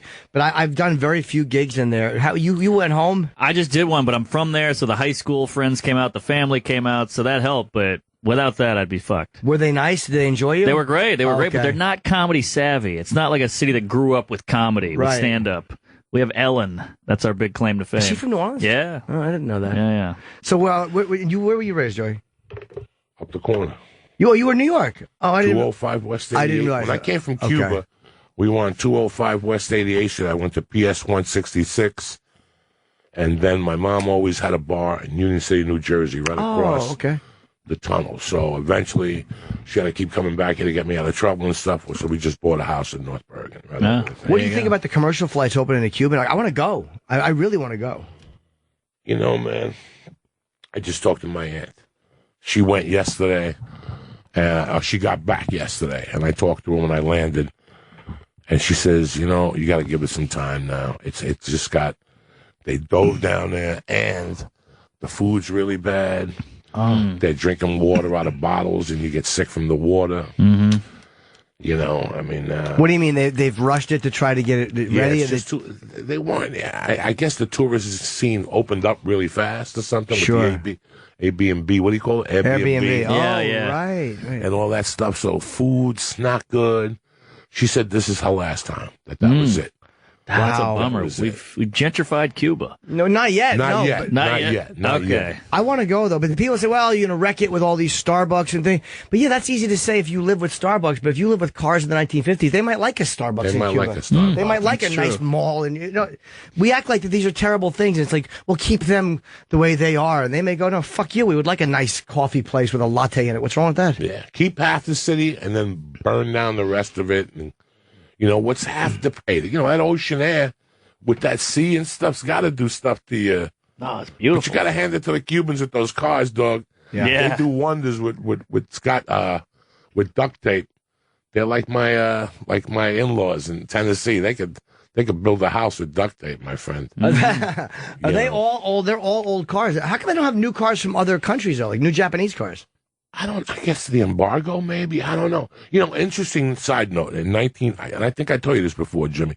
In 1955, there was more Cadillacs in Cuba than when there were in the United States. That's right. Jesus. So all these cars, look at this. And they even have a show on Netflix, which they add on Discovery or something about Cuba's cars on Monday night. And supposedly the big companies right here in Newark that's taking those cars, fixing them, and sending them back to Cuba.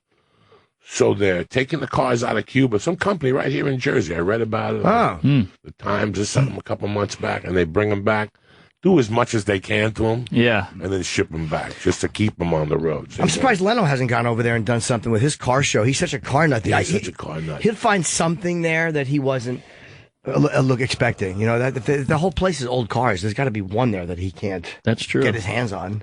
Anywhere else? It's very interesting. So you're not what's gonna going? happen. Not for right now. Oh, you want to wait? My sister's down there. I got a sister that got stuck. I came really? first, and then she got stuck. She wanted to stay to finish out the school year, and one thing led to another, and then she got married, and then she just stayed. So I spoke to her about, Cuban Chrome. I spoke to her about 3 weeks ago. Do you miss her?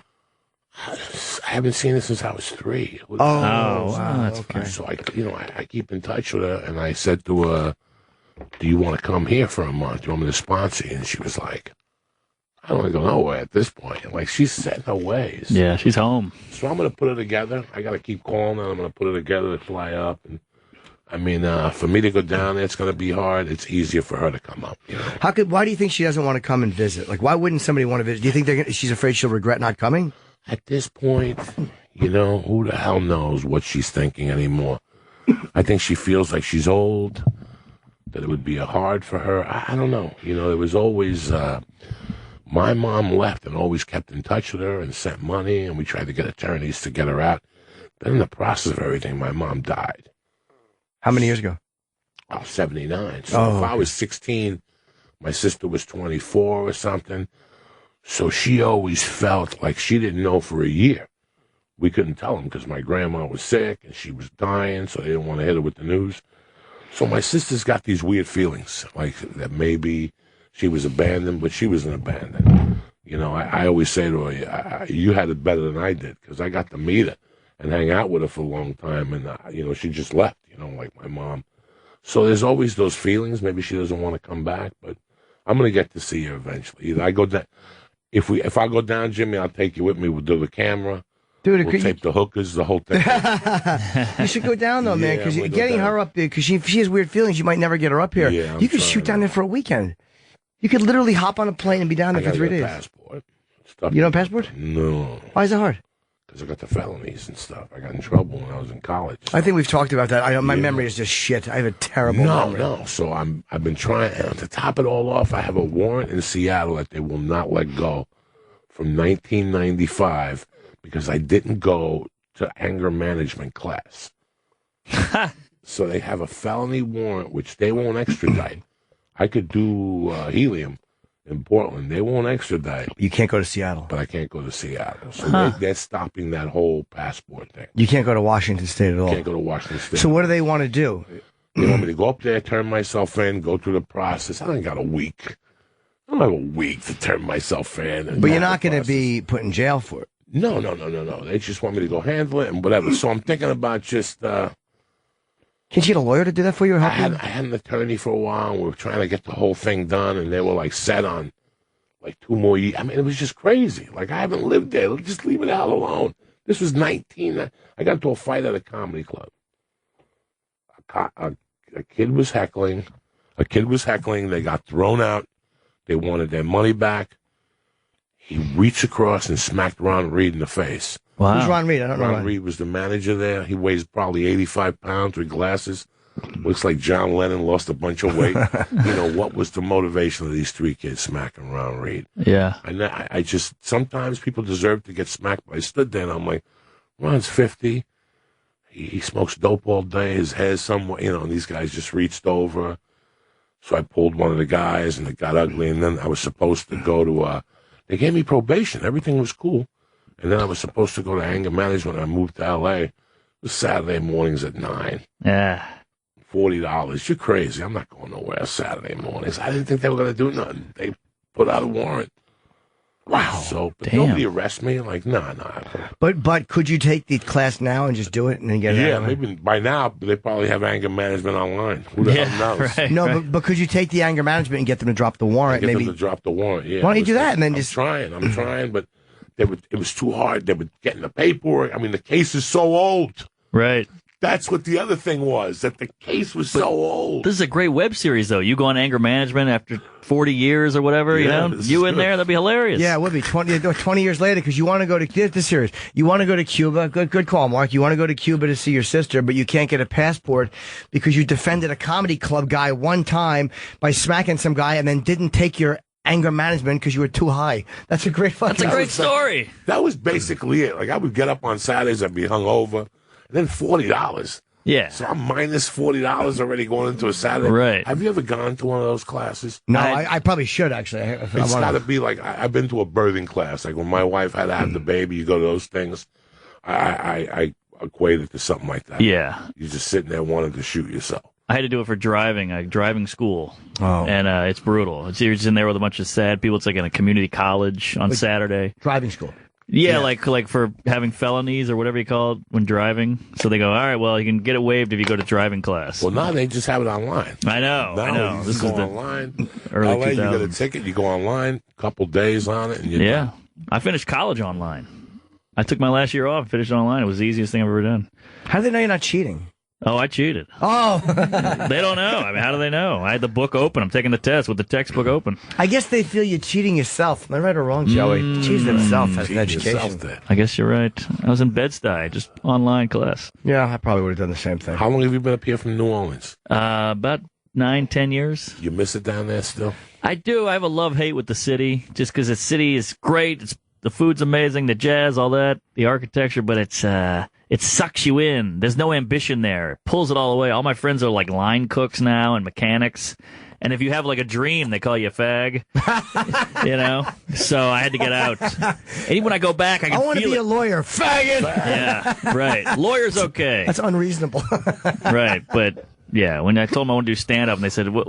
You want to be an actor?" I was like, "No, I want to be a stand-up." An actor? No, stand-up. And they just, They don't get it. They don't get it. So why are they so low ambition there? Is it the fact that everybody's drinking, or is it just that there's not many high points, so they all just keep low expectations? What is it? I don't know. It's just the city's got like a rhythm to it, and if you get out of it, you're a piece of shit. It's weird. It's hard to explain, but everybody just, if you're going to make it, you got to leave, and people get resentful if you leave. It's a weird thing. How you doing with the sleep? I think you sometimes too. Joey and I have the same apnea thing. I got the surgery, Jimmy. Which last time Jimmy and I spoke, was it Vegas? Have I seen you in yes, Vegas? I was at the point in my life that I could not get like if I saw stairs for real, I really got anxiety because I couldn't breathe. I didn't know what it was. And a guy one day said to me, "You really need the nose surgery." I'm like, "What are you talking about?" He's like, "You need the nose surgery." And I was addicted on that Afrin. Yeah. And I remember going to Jimmy. I go, yeah, I'm hooked on Afrin. He goes, I was on the green stuff. I go, what's the green stuff? He goes, the menthol. So I went right home and ordered the menthol. I fucked Joey. I'm sorry. That is the worst stuff. Like the first time I sprayed that menthol, I thought my eyes were going to pop out of my But head. it clears you up. Oh, my God. It's a good one. But I had it everywhere. Pant pockets. It had to be in my sock when I got on stage just to feel it. Because if I would get overwhelmed with a rant and I couldn't breathe, oh, my God, I thought my life was going to Have you ever shot it on stage? What, the Afrin? Yeah. One time I had to shoot it on Well, let me stage. ask you, I understand his fear so fucking much with this, but after 3 days with that Afrin, your eyes start to water, your nose starts to water, you're sneezing. It's fucking horrible. How do you It's get, would you do it every day? After I saw you, yeah, I did it. I kept doing it. I would carry it. I would just spray it. Like I was just spray it. I got that hooked on it. But once I talked to you, I understood what the thing was. I went down to the doctor. He gave me a referral. The doctor's name was Dr. Line. You can't write this shit. Went down there. She did a test. About 2 months later, they approved the not even 2 weeks later, they approved the insurance. And I got the surgery done. No more Afrin. I've not used Afrin since July 11th. See, that's so weird, man. I got my surgery. I got sinus surgery, but it's not perfect. But what they did, like you have the turbinates, they call them, in the back of the face, like behind your cheekbones. Those are the things. They're like balls. They expand and they contract. They're like, and they let air into, and that's usually what's stuffed. So what Alfred does is it shrinks those. And when the Alfred wears off, those turbinates swell, and that's why you get restuffed. So a lot of times they shave them. And did you have a cloth up your nose for a week? Hell no. I had the 2 straws. Oh, you did have straws. With the stitches. And you just sit there in 3 days. I mean, the first day is pretty bad. Not really. I mean, I didn't die. The second day, by the third day, you're feeling a lot better. I mean, you're like, wait a second, this is okay. So they do straws now? Because I'm so claustrophobic that I think my doctor probably could have done a more thorough job, but he shrunk my turbinates with electricity.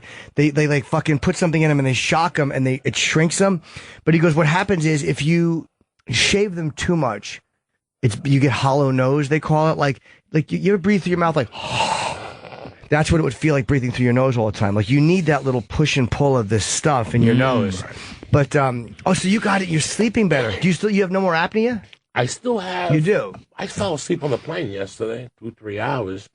That's great. I don't know if I have the apnea. I still use the machine. Yeah. Because you still got to use the machine as your insurance. But I've been falling asleep on the chair at home. So. How do you? I'm amazed you can use the machine, dude. I can't do it. I've been complaining about it for years. There was a mini apnea. What was the mini apnea commercial we just heard? There's a thing for mini apnea, but it's like I'm sleeping better now because I went to Australia and that just kind of got me in a sleep rhythm because I was on the plane. I slept for 9 hours on the plane. Jesus. But yeah, I was able to actually sleep through most of those flights. But I just can't do it, dude. I can't fucking fall asleep with that thing because of my sinus. I feel like the pressure on the bridge of my nose. And I'm like, I can't breathe. I'm dying. You really have to go to a place here in the city and just sit for an hour and try out all your options.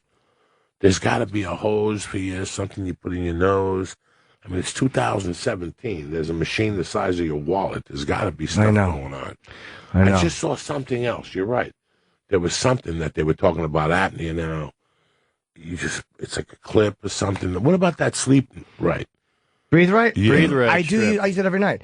I have a permanent mark on my nose. Yeah. You can see it. It opens up the nose a little bit, but it's not the same. Like, I don't use the Afrin nearly as much. The operation helped me a lot. It probably helped me. I'm 65% better than I used to be. No, I can't use that mini apnea. Oh, that goes in your nose. It goes in your nose. And what it does is when you breathe out, it stops the air. I'm guessing it stops the air from coming out your nose, which by proxy forces it out your throat. And probably helps you breathe that way, but that would drive me nuts. I wouldn't do it for You that. got to breathe, man. That's the thing. Like, You got to breathe. You got to figure it out. I mean, I took a seminar. I went to Dr. Police's seminar. Where's that, LA? It's in New York. She has it. She lives here, but she goes out there and does. What's the seminar? Because I could probably use that. A seminar. She has a book called Breathe. And you go to the seminar, and she tests you first, and she makes sure you're a shoulder breather, which means you're breathing through your shoulders. I'm not. Not from your stomach down. I think I breathe from my stomach down. So she adjusts every little thing. She has like class number 1 and class number 2. It's 2 weeks of breathing, you know, like you just have to work on it at home and stuff. Did you realize, were you breathing wrong? I'm fucked up, man. Yeah, we're all breathing wrong. Oh, okay. We're all breathing But you're wrong. better now. Better now. I mean, can I run a marathon? That type of shit? No. No, but who needs to? But I can breathe. I don't have anxiety when I see stairs no more. You know, I'd get on a plane and it'd be like, can't breathe on a plane. You gotta stand there and go, am I gonna die on this plane? I can't breathe, but all that's gone. Dude, you ever have to do this? Sometimes I'll sit, like, I feel like I can't, if I think about it, I can't take a deep breath. I stop mid-chest. I would actually have to sit up in bed and do that one breath where it catches. And Anthony was the best describer of things. I could never describe it. He goes, well, you take a deep breath and there's that catch at the end, like that. Like the final thing, and you got it. You got it. And I have to sit up and then lay down on my side. It's a terrible fucking psychological thing. I'm sorry horrible. to bore people, but it's fucking... No. People have to, like, I joined jiu-jitsu because of my sleep apnea. Oh, do you like it? I love it. I want to take it. 3 years now. All right, I you're just in. finally got my blue belt after 3. It takes most people a year. Yeah. It took me 3. I'm hoping to get a black belt in 2 years. But That's just me. I didn't really care because what happened was when I went the first time, I realized how easy it was for you to mount me. Yeah. Like, people can't figure it out. Like, we walk around thinking, well, I can handle myself. You know, and then you go to jiu-jitsu and some little guy just mounts you, and you're dead because you can't get him off. You can't get him off. And you go home and you're like, I got to figure something out. Either I got to get a gun, right, or I got to do this. But how often do you go? 3 times a week if I don't go on the road, twice if I'm home. That's a lot. I tell you, man, but like the first 6 months, I'd go once a week, and I thought I was going to die. Oh, your cardio, right? It was hard. Oh, because you've never done a hip escape. Right. So guys like me and you that fear breathing on our back. Oh, you're fucking me up just by saying that. Yeah, no. There you go. Breathing on your back. I never thought of You got that. to breathe on your back. So now you go for an angle, and you do hip escapes. The first 3 hip escapes, the black belt came over, picked me up. He goes, your face is so red. I think you're going to die. Are you okay? And I left there going, I'll never come back here again. Like, this was mind-boggling. Did you ever sit up and make yourself yawn to catch the breath? Like that's that you make yourself yawn, right? It's horrible. The anxiety that I had on my back from the years of sleep apnea, because it got to the point where I was just waking up and running. Yeah. Do you know what that's like? No. Just be sleeping. I just go. Wow. And you're breathing and you're trying to get your air. You're getting it on the yawn. I mean, so for years, that was one angle of it. Is this an anxiety thing or a health thing? It's a sleep apnea thing. Yeah. It's a sleep apnea thing that you let it progress. I got up to 400 pounds. That didn't help. Yeah. You know, all these things are against you. But it got to the point where you're just waking up yelling. You think like somebody's choking you. And all of a sudden you're like, so I had to overcome all that stuff. Like, and go, sometimes as soon as somebody would get on top of me, my world would stop. Oh, yeah. So I kept going so that stuff never happens. I don't ever want to feel that anxiety. And now I still get a little bit before I go on stage, especially at the store. Is it because you feel like, and I went through a thing where I was going to pass out on stage in 2003. I was obsessed. I was going to pass out. I used to like stand there and hold the stool. And then finally you just go, oh, fuck you. Just pass out. You jerk off. Like you just talk to yourself Why were like you that. feeling like you were going to pass I couldn't out? breathe properly. I was There you scared. go, A lot of guys. it was feared. I was afraid. Oh, my God. It's horrible. I just did the goddamn comedy jam. Yeah. Okay, I just did that, and I thought I had it. And I went on stage, you know, we all sang in the shower, right? We all What'd you sing? What song? Killing in the Name of. And when I got up on stage, how long we been doing stand-up? 25 years? Yeah. What can't we handle? Singing a song on stage. It's scary. All I kept thinking about was Carol Burnett as a kid. Like, for some reason, I'm like, Carol Burnett, how did Carol Burnett pull this off? I'm like, why am I thinking of Carol Burnett? Yes. What about Led Zeppelin? What about anybody else? Ozzy, but Carol Burnett. And I remember I walked up and I was talking to the drummer. Like, you know, the beginning, dun, dun, dun, dun, dun, dun. And once they started playing the music, I turned and my heart stopped. 25 years of comedy, completely different. Killing in the Name of. So instead of doing all the lyrics, let me tell you how hard of a time I was having breathing. I would skip them. I would, you know, most wears Air Forces, they don't wear crosses. I would just do one and let the other guy sing because I couldn't breathe. I couldn't breathe. Now let me ask you: was it just anxiety? It was anxiety because for me, I was afraid. I was scared of performing. The part of me is we still at times have performance fear. Oh yeah. But you don't like to acknowledge it. Like I'm a fucking veteran. I'm scared. Oh, But you get a little scared It's sometimes. true. Isn't it funny how the best thing to do in comedy is to just not think about it? If I go on stage and I go, well, what's this going to be like? And then I'm fucked. I'm immediately fucked. But if I just go out there and forget, I'm killing. Isn't it weird to feel... Thank you, Roland. And I don't go in the room no more. Yes. You don't need to see nobody. Mind No. your business. Right. Don't go in the room. Yeah. You don't need to see nobody's new joke. That doesn't help. Got nothing to do with Mind you. your fucking business. Stay in the kitchen Yeah. until they go, we just gave them the right. Yeah. That's the way. Because Right. once I walk up, it could be anybody. I could be following an open mic doing knock-knock jokes. And my heart pounds more. It would be easier. I'm the same way. If Elvis was up there for me to follow. Right. But it's a nobody. And all of a sudden, boom, boom, boom, boom, boom. Yeah. I'm like, why is this going on? I don't need to see nobody's joke. Tell me the joke. Jim, if it's so good, just tell me the Mind goddamn your joke. business. Mind your business. Stay in the kitchen. You don't want anxiety to knock? Stay in Yeah. the kitchen. How about these younger guys who sit in the room when they're next and they'll just watch? Like, I don't know how you do it. What do you mean? They'll just watch the guy before them. Oh, my God, Mark. That's insane. Yes. All right, we got a great. We have Shep Gordon's here a little early, so we got a break. We have to do that. But Joey's hanging with us the whole show. I hope Right, Joey's whatever you staying. need, The I'm great here. Joey Diaz and Mark Norman, of course, is staying. So we have Shep Gordon coming in. We have James Spader in a little while. It's Norton and friends for the day, and next week I'll be here with fucking creepy Sam Roberts for at least 3 days.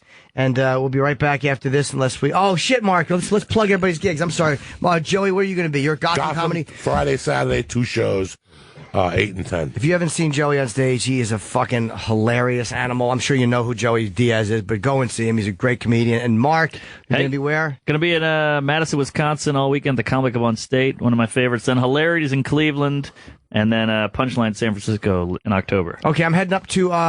I'm heading to fucking Toronto Saturday for 2 gigs at the Queen Elizabeth, and I'm in Nyack next week working on material. And I'm switching. I'm still going to DC, and I'm still doing, I think, the 8 o'clock show because I didn't want to cancel the venue because I still love the Lincoln Theater. But I'm going to actually be shooting my special in New York now. It looks like it's going to be the end of November, early December. Again, just so I can fucking address whatever happens in the next month, so I don't feel like a total cunt. Be right back. All right. No, we're back with Jim. Hope he's out today. With Mark Norman and Joey Diaz, young Paul, and E-Rock in there. I don't know where Travis is. Hopefully hung himself. And we have Shep Gordon coming. How funny would that be if Travis just hung himself in the office and we still finished the show? I know. Show must go on. Yeah. Get him in. All right, here he comes. Yeah, there he Shep is. Gordon. Aloha. Hello, Morning, sir. brother. Welcome to the show. Thank you. Nice to be here. We're on the air. This is Joey Diaz. To meet you, Joey. Shep. How are you, buddy? Nice to meet you. Okay, I'm Jim Norton, and this is Mark Norman. Hey, how are you? Nice to meet you. Big fan. Thank you. And me too. You're a fan of you? Of everything. Oh, okay, just in general. I love your voice. I don't Thank hear you. it in Hawaii. Oh, that's where you live, Hawaii, full time? Yeah, I got to watch TV to get it. All right, good. Wait, why do you like his voice? Is it like a gravelly radio Yeah, voice? it's like what I grew up on. It's a real voice. It's like he gives good phone. Yeah, I guess so. Phone. Well, you're one of those guys, you have an ear for that, so you notice people's... Oh, yeah, Like, you ever see that video of the guy Ted Williams, who became a homeless guy who did the radio thing? He became a big celebrity where he was doing... he started doing radio ads because he had a great radio voice. Do you know who I mean? It was No, a I homeless don't. guy? Oh, okay. Yeah, I just- I may have known and probably forgot. Would be. What's that? I may have known and probably forgot. Oh, okay. Well, I'm sorry. They just put a book up here. It kind of distracted me a little bit. So you're promoting your book, which is out as of when? It came out on Monday. Okay. And are you? Published by Anthony Bourdain. Hey. Oh, okay. How did Yeah. you meet Anthony? Anthony walked up to me at an event in Brooklyn and he said, I want to do your book because you're responsible for me. And I said, what do you mean I'm responsible for you? I never met you. And he said, you made Emerald Lagasse famous. And I got famous by beating the shit out of Emerald Lagasse. Did he really? Yeah. I didn't know that. I swear. Like, But physically that's how, or no, like... but that's No. how he made it. You never He know. made his reputation by putting down celebrity chefs, saying they couldn't cook, they're jerks, this is stupid, they should be in the kitchen. Right. And that's really what made him work. They happen to be great friends now. Well, let's be honest. Guy Fieri is a bit much. Yeah, I have no comment. All Now, right. I don't necessarily like Guy's food, but I like Guy. How come everybody shits on him? Is it because they feel he's just doing like the Well, I think, it's dumbed down version of it? It's not so much dumbed down. He's an entertainer who, and his entertainment world is cooking. He's more of a Kim Kardashian as opposed to an Emerald Lagasse who spent 40 years in a kitchen, got famous because he's a great chef. Right. The guy got famous because he's a great personality, and that's just as valid. I never put him down, but I understand the concept. of people saying, hey, he's not really a chef. He's not. He's an entertainer who happens to cook well. Exactly. And he's a great entertainer. And you're doing something tonight with Anthony Bourdain. It's a great venue here in the city. It's the 92nd Street Y. So is it like just kind of like an interview chat between the two of you for a little while? A little rap back and forth. Have you done all this before with him? I have never done it with him. I've done it before. I'm really comfortable doing it with getting questions because I love to hear what I say. You do? Yeah. When I do it alone, I have self-worth issues, and I get nervous and crazy. When you just have to talk, right? Yeah, when I have to talk. It's much easier to dialogue than it is to just go up there. That's a really good way to put it. It's self-worth issues. Because you start talking, you're like, I suck. I'm not interesting. I have nothing to say. I forgot I have to rush. Story of my life. Do you rush your story? I rush a story. Like, literally, my self-esteem is so shitty that this morning I started with a cab story, and I'm like, yeah, the cab. I was late, and I just couldn't get. I had no faith in my ability to hold him his attention. Wow. I'm the other way. If I'm up there alone, I rush right to the ending. Like I could write a 10-minute speech and it lasts 35 seconds. Yeah. And my armpits are, green is now black in my armpits. Yeah. But if someone's asked me a question, I sort of know what that person should answer, that person being me, but it's sort of not me because it's me on a stage. Right. So I love hearing what I say. It gets me hysterical. It does. So I stay with it. And you're able to enjoy the moment more. I really enjoy the moment. I love hearing what I say. And it's truth-based, but the way that I take it is always amazing to me. And every time it's different. And at the end, I go, wow, that was pretty good. You've managed a tremendous amount of people. I mean, Alice Cooper. And I was reading something that really interested me was the tour with Luther Vandross and was it Anita Baker? You like conflict. Yeah, I do. Obviously. Yeah, but I don't know why that stood out at me. Like, I've toured with people before, and it's like when you don't get along, just ignore each other. Like, so what happened with those two, and when was that? What year was that? The 70s? You have to understand the setting. Two divas, at a time when divas ruled. Aretha Franklin ruled. The diva who was opening had probably 15 Grammys. The diva who was headlining had no Grammys. So you have to look at the whole background. Who was opening? Anita. Okay. Luther headliner. I managed Anita. And it just turned into a stupid diva war where he would not go on stage if he heard her voice. Wow. So we built a wall, but the wall was made out of wood. So she walked up to the wood and started screaming Luther. He canceled the show. So then we went to cement walls. Wow. Holy and shit. It was sort of famous in the history of touring because we had to go in and build a cement wall for the one night in every hall. Couldn't they just get different dressing rooms? They could have done a lot of stuff. They could have been humans. Wow. Right. Who started the aggression?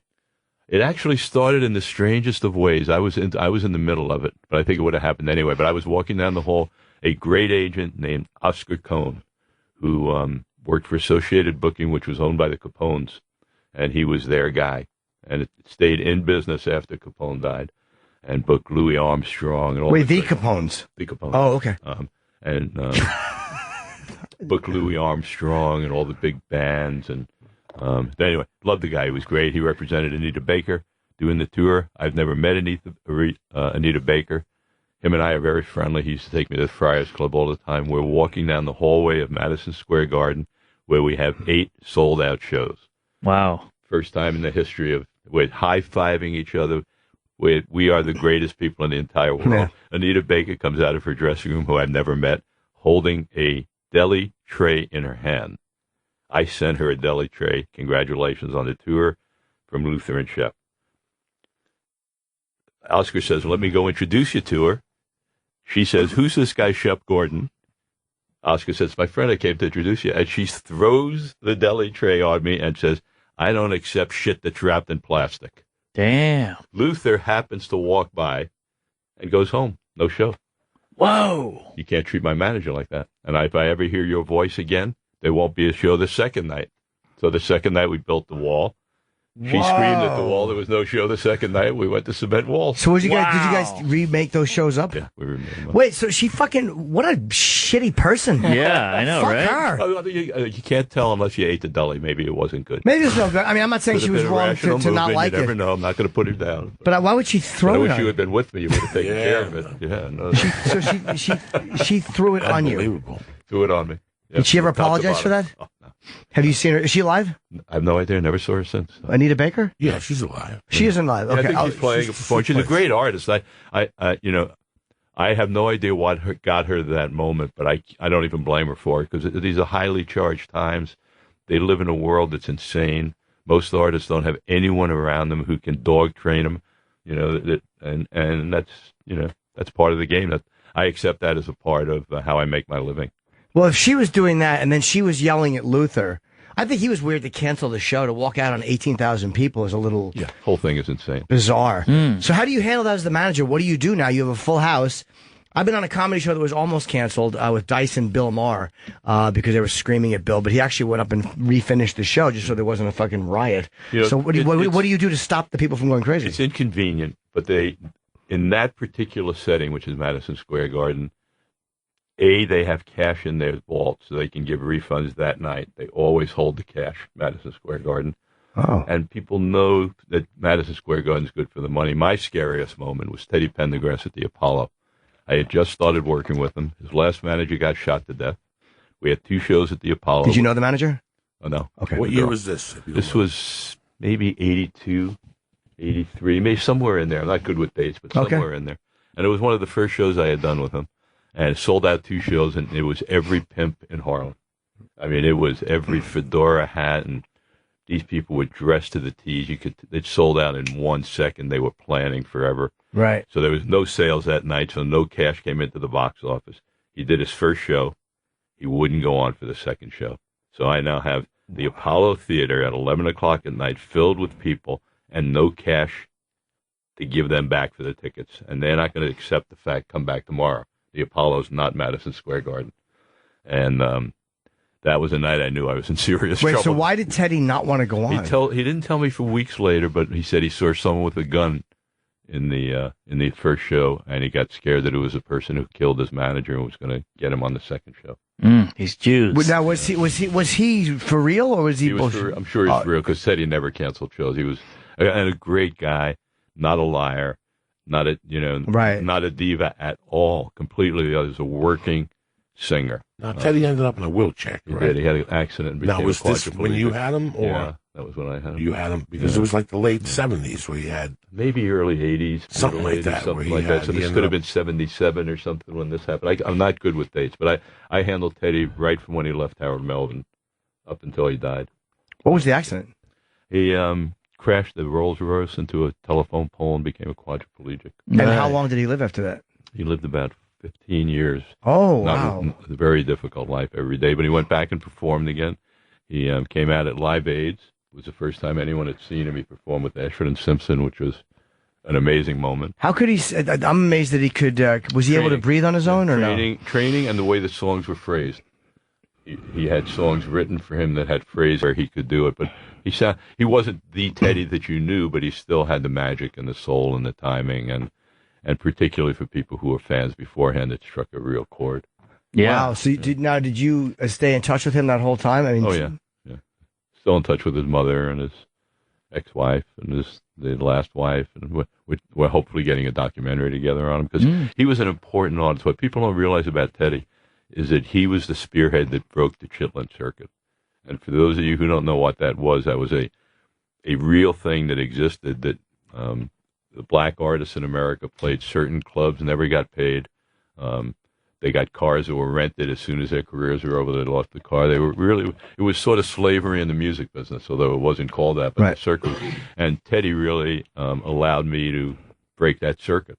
He really risked his life to break the circuit. And it's a little known fact, and he deserves the credit for that, because it really freed the highway for all these Afro-American artists afterwards. And your book is called They Call Me Supermensch, and it's out as of yesterday. Oh, today's Thursday. Came out yesterday or Tuesday? Came out Monday. Oh, I'm sorry. And are you doing any book signings? I am. I'm with Anthony Bourdain tonight at the Y. Okay. A lot of stuff. So you'll sign afterwards. Yeah, I'm definitely whoring myself. Oh, no, please. I've prostituted many times. I love it. I tap dance when they tell me.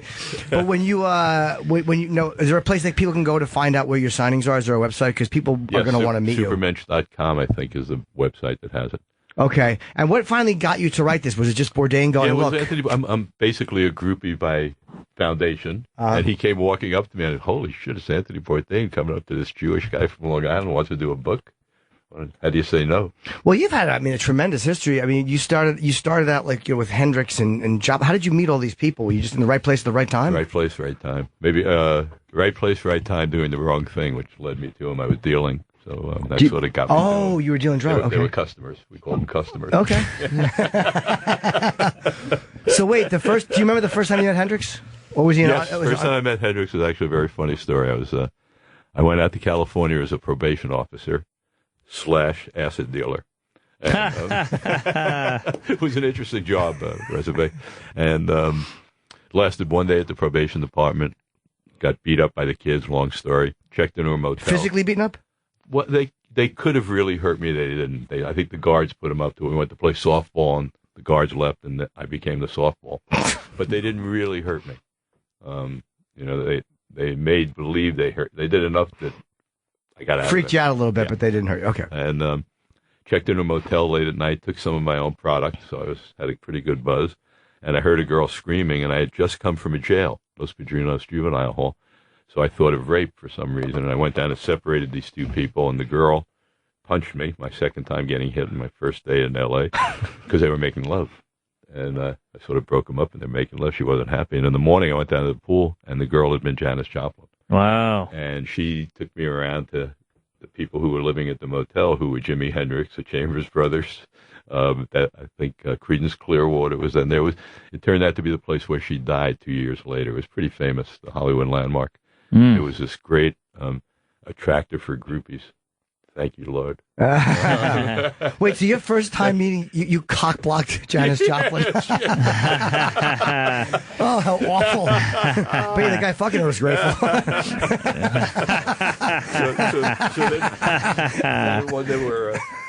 So then one day we're at the pool, and they're now customers. And I'm starting to do pretty good. I get a limousine, because that was sort of the thing to do. Right. And one of the guys, I think Hendrix, says, you get stopped in that car. What are you going to tell the police you do? You steal acid to get the money for the car. You need to have a job for a front. And I said, no problem. What should I do? And he said, are you Jewish? And I said, yeah, you should be a manager. So he introduced me to in the Chambers Brothers basement. A group named Alice Cooper was living. So Alice says that Lester Chambers came in and said, we found this Jewish guy who says he'll manage you, and he'll pay you every week to say he manages you.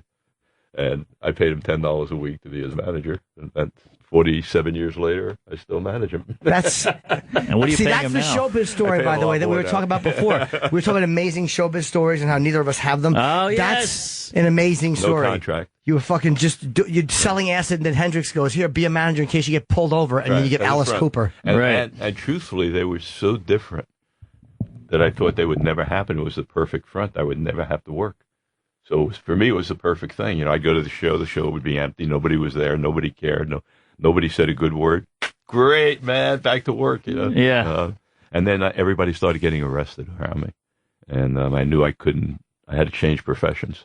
And I sat down with Alice, and we said, you want to really try and do this? And what was your first payday as a music manager? Like, because obviously you're making your money doing acid. First payday took a long time. First check that did anything but pay the rent or buy food was probably 4 years into it. Our first check for the first Warner Brothers album, which was actually the third album. I remember getting the check. We divided it up, and it was about $75,000 a piece, or 65, which was we had never had 1,000. Right. 1,000 was not even. 1,000 would have been a million. If I dreamed of having $1,000. And it was big stuff. But it was a time when, Alice headlined in 71 or 72 Madison Square Garden. The top ticket price was $2.50. $2.50. So you think about it, it's 18,000 seats. The whole gross is $40,000. And you got to pay for the trucks and the security and the opening and the lights. And there's nothing. Nobody was making money. I mean, Jimi Hendrix was hitchhiking around L.A. And he was Jimi Hendrix. Yeah. It was a different. He was known. At that point. He was Hendrix. Wow. Okay. But nobody made any money. Nobody could afford a house. They lived in motels that were $35 a night.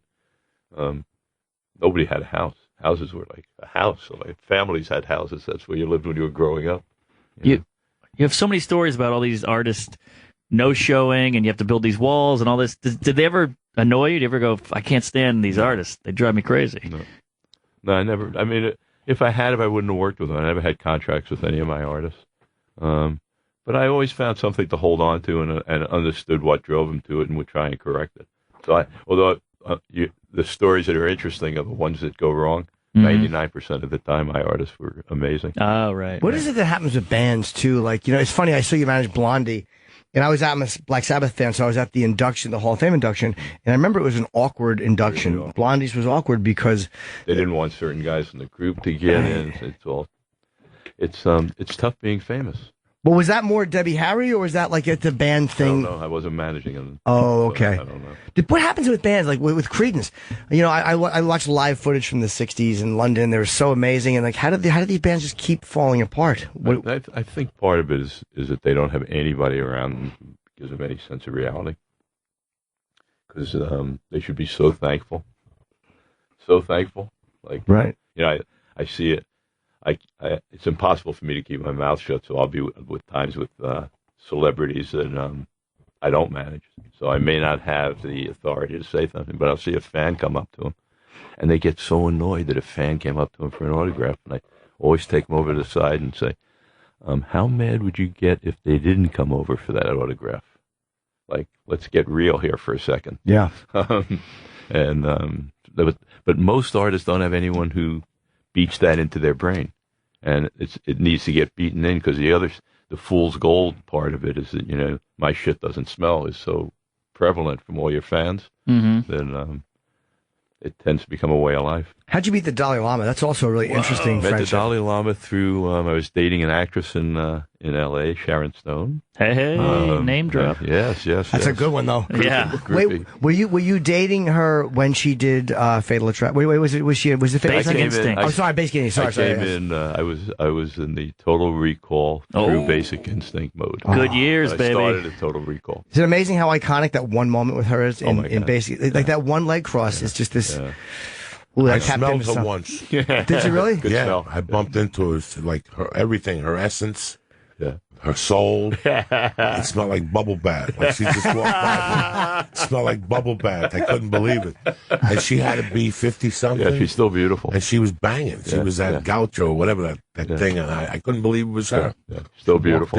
Smart. Wow. Beautiful. She got the whole package. How many years you dated for? I think a couple of years we sort of hung out. Oh, nice. Yeah. In the prime. Nice run. It's still friendly. And, okay. She came with the kids and stuff. You ask about bands, man. It's 6 egos. It's 6 egos. Let's take the Eagles, for example. They didn't want the guy to show up, and look at what happened there. A great American band. And they broke up. The breakup was horrible. They had a fight on stage. Then they came back 10 years later to $250 a seat. They're the ones that started that in 99 when Hell Freezes Over. Brilliant manager, Irving. Yeah, and then they put suits on, they cut their hair, but the one guy showed up like it was still 69. Where's the party? And they're like, we're a corporation, dog. We're getting sponsored by Lipton. Yep. No more smoking dope. No, and he was like, still, what's the guy's name?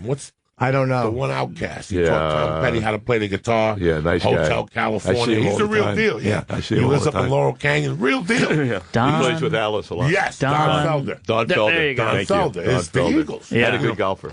All those guitar things are the Eagles. They threw him to the wolves. Right. They got rid of him like Bernie Sanders. They gave him an envelope and said, "Don't come back." You know what I'm saying? It's over. It's such a rough dynamic. Ozzy and Black Sabbath.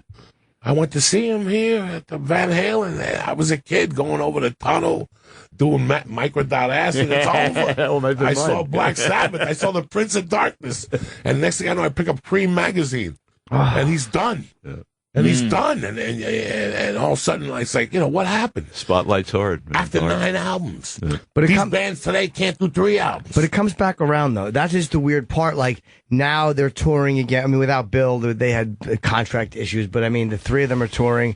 And like you said, the Eagles got back together. Creedence probably never. They don't seem like that's fixable. He doesn't, I think. And he's found his career. So. Well, and he also doesn't need those guys. Very rarely is the lead singer. He found his career, so it's really a matter if they find their career or not. If they don't, they bring the old guys back. If they do, they don't. Oh, so you were dating Sharon Stone, and we all got sidetracked very easily by that. What happened with the Dalai Lama? So I met the Dalai Lama. Well, it's funny how we forgot the Dalai Lama. Sharon, what was she like? We haven't seen the Dalai Lama's pussy. He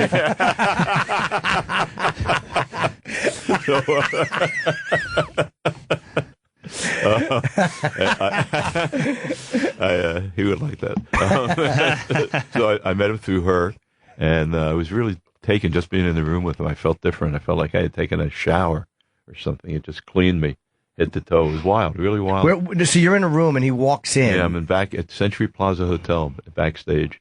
There's maybe 50, 60 people, and he sits at a chair, and you come by, and so no real interaction. It's like a meet and greet. Right. And but when I got back to Hawaii, I saw that he was coming there to give a talk, and I offered my services to feed him, and they accepted it. So I got to travel with him. I cooked in Hawaii, I cooked in Trinidad, I cooked in New York. Oh, you're a good cook. I'm a good cook. I didn't know that. Okay. He's the best. And it was an amazing experience. And I joined this board, which I've been on for 20 years. What's he eat? Interesting. I assumed that it was all vegetables, and he doesn't eat veggies or salad, although now I understand he's back to a vegetarian. I haven't worked with him for years in terms of cooking.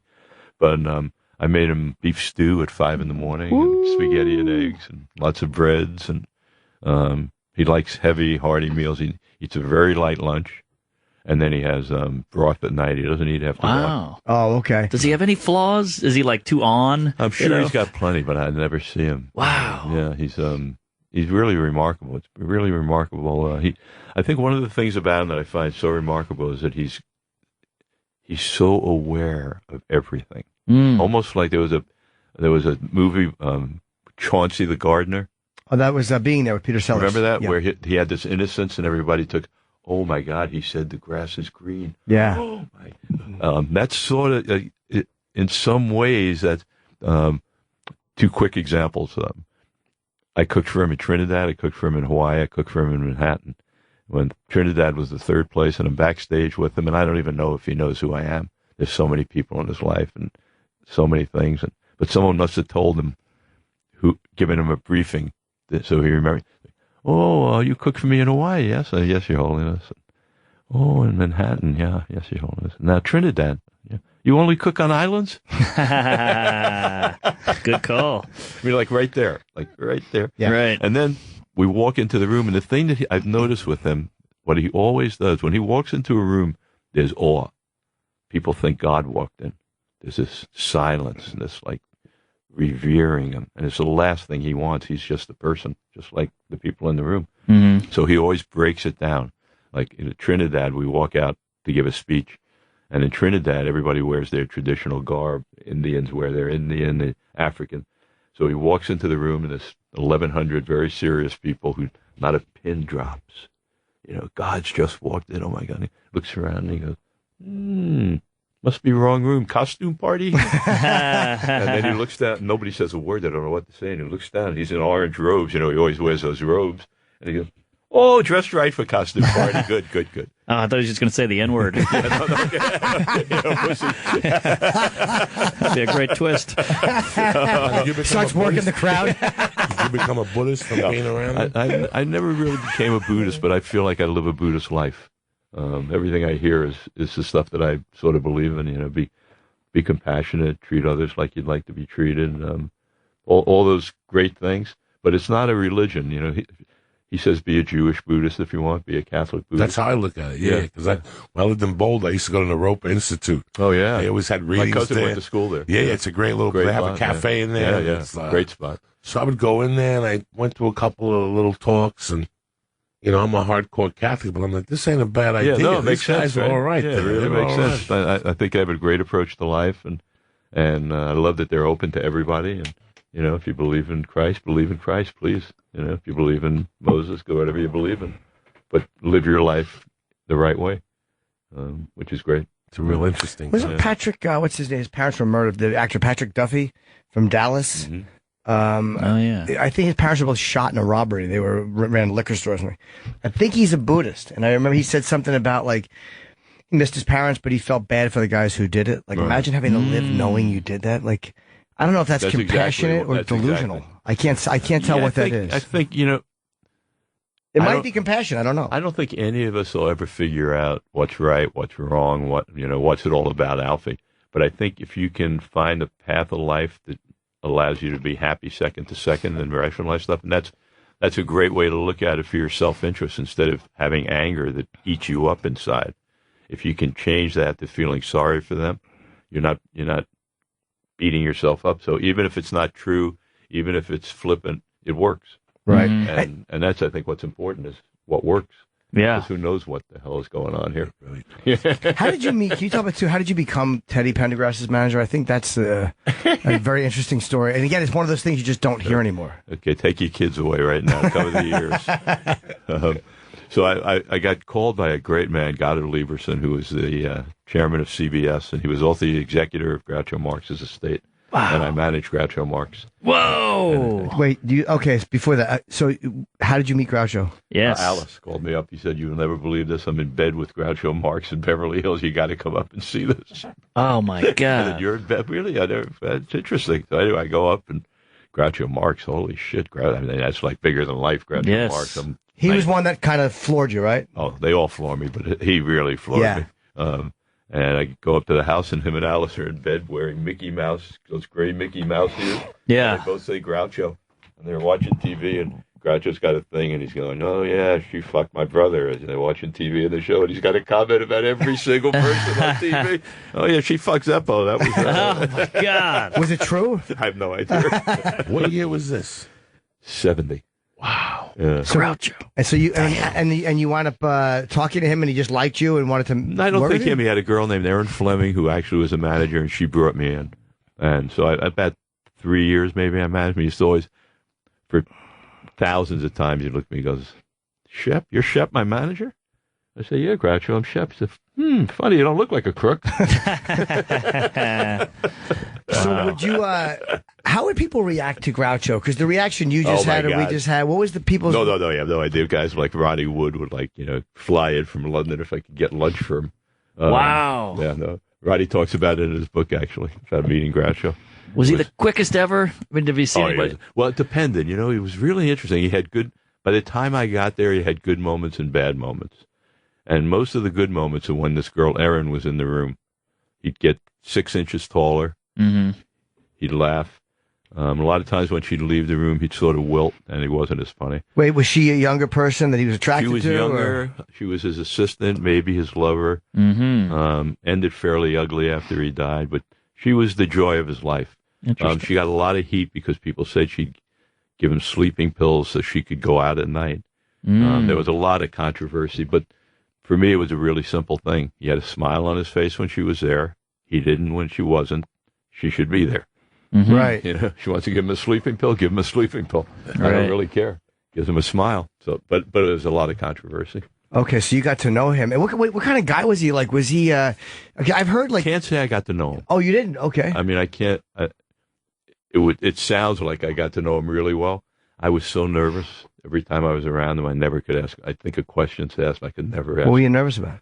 Just being with Groucho. You didn't want to look. You didn't want to look stupid, or no? Just it's Groucho Marx. Holy shit! Yeah, it's Groucho Marx. Wow. Who was comfortable around him? I had a guy who worked in my office, Bill Owens, who was very comfortable around him, and I moved him into his house, and he really looked after him because I really had I could do my job, but it was very hard for me to do my job when I was with him. I was so overwhelmed all the time. It's like Groucho Marx. Holy shit. Yeah. But I mean, celebrity-wise, people like who saw it? Like when you look at a guy like Paul McCartney, very few musicians see him as an equal. Like you'll get a guy like Robert Plant that might be able to look him in the eye when they talk, or Brian Wilson, because they're both. But Paul makes you so comfortable that all that goes away. But I mean, just the level of who they are. Yeah, who could do that with Groucho when you met him? Who could sit down and go, "Oh, it's Groucho. What's up, man?" and be comfortable with him? Ronnie Wood was amazing. Really? Yeah, it was great with him. Alice, it was like Alice had nothing. Alice never has any of those kind of things. He doesn't. No.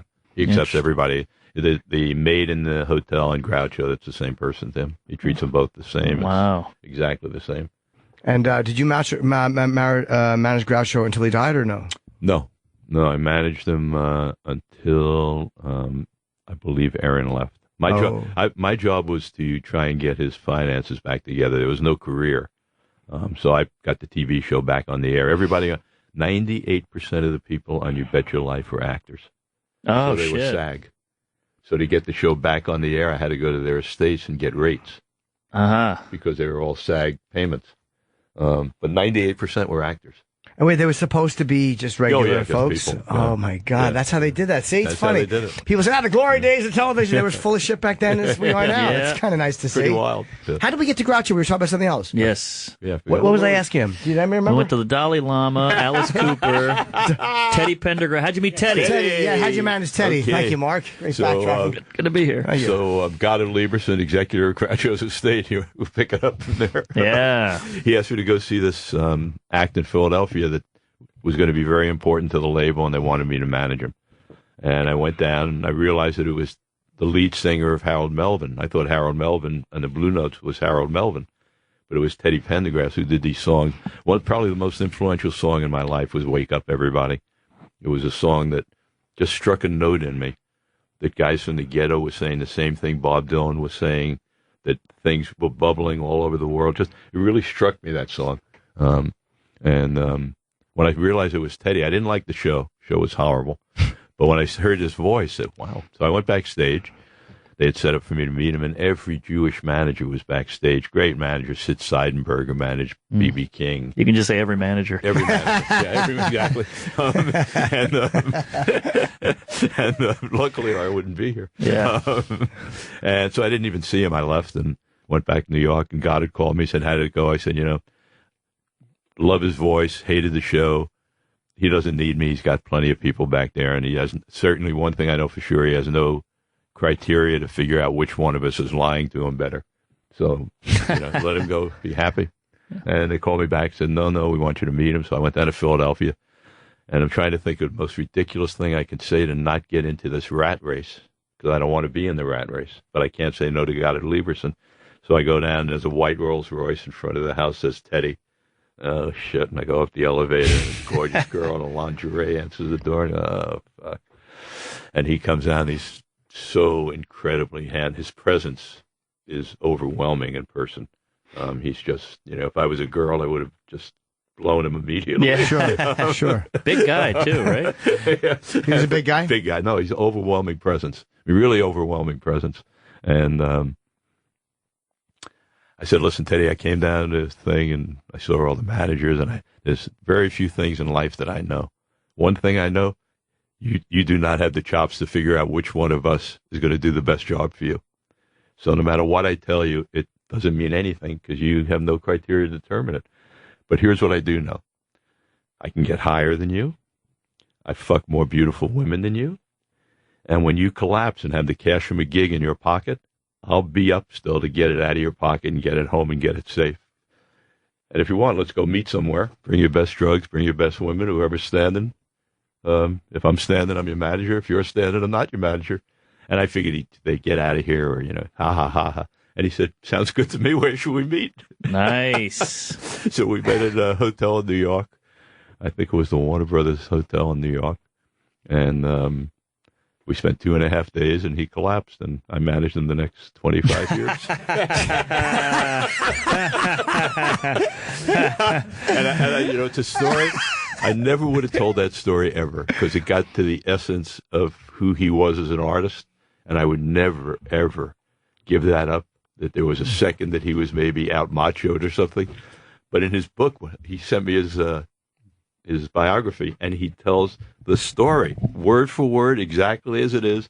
He changed it a little bit. He said, whoever thought this little Jewish kid from Long Island would outdope me, Yeah. But he tells the story. So I can't say it's my proudest moment, and I definitely did not repeat that to sign other artists. But there it is. But what an amazing ballsy pitch. Took a shot. My theory has always been you die. You're going to die. Live out your dreams. Take your shots. Don't be on that deathbed saying, I should have, I could have, I would have. Sure. You're going to die. Have a good time. Drink some wine. That said, to say to somebody, I do more drugs than you, and if I win, I manage you, that's the best thing I've ever heard. I always talk the truth. For me, when I was on tour, I never had time for women. And one of the things that used to get me really crazy on tour was I'd see all my guys who knew they weren't going to see the groupie the next day telling them how much they love them. Yeah. And it just killed me. So I said, okay, let me manage myself. How am I going to get head without having to tell somebody I love them? So I made up T-shirts that said no head, no backstage pass. Nice. And I went to the bands and I said, if I get head, I'm giving them a backstage pass. I said, great, but ask if they can be head. And it was really simple. I'd walk out in the hall, and if a girl wanted a backstage pass. Did you get any head? Oh, my God. I ran out of backstage passes early. Did you get sick of head after a while? You're Never get sick of That's head. a cute question. Get sick of head? Well, wait a second. 3 times in a night. It's like, all right. Come on, my dick's all wet. Get out of here. Work the balls. So wait a minute, you're getting all this head. Did you ever like any of these girls where you're like, fuck, man, this is somebody who I want to take to the next city? They gave me head.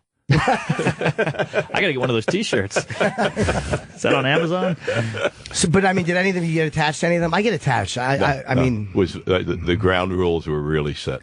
It's funny to think that those are all moms now. Yeah, it's wild. Huh? Yeah, and I do run into some of them. Really? Yeah, which is really wild. Especially on this book tour, I've had girls get up and say, remember your T-shirt? Yeah, I gave you head. Yeah, she's got 2 kids with her, and I get some on Facebook. Really? Really fun. They have happy memories of it? Oh, yeah. Because it was honest. It wasn't completely honest. It was, they got their backstage pass. Everybody wins. Everybody wins. Okay, what band would get you the most head? Like, what band? Alice, because I was there the most. Okay. In the R&B world, it didn't compute. I took it off after the first show. It just did not compute. They didn't want to blow a Jew? Instead of laughing, I got sort of anger. Like, oh, interesting. So I just didn't do it. I did it mostly with Alice. Gypsy Kings. For a little while because they had beautiful women. Oh, yeah. And they did. I don't know if they ever understood because I always would go to the band first and explain to them that, I'm working for you.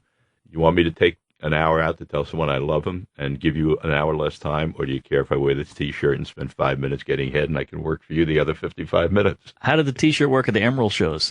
Never made it that far. Hey, were there any guys that didn't want a groupie that had just given you head? Like I heard some bands like Metallica or some band had color-coded like passes where if it was blue it meant she had sucked somebody's dick or a roadie's dick, and if it was red it means she hadn't. I guess I didn't realize how selfish I was. I really only cared about myself in those moments. There's other holes. I never want Shep bringing back a fucking girl, get her fucking hairs all askew from his load. Like, how awful would that be? Glasses twisted. My first groupie incident was and I love groupies.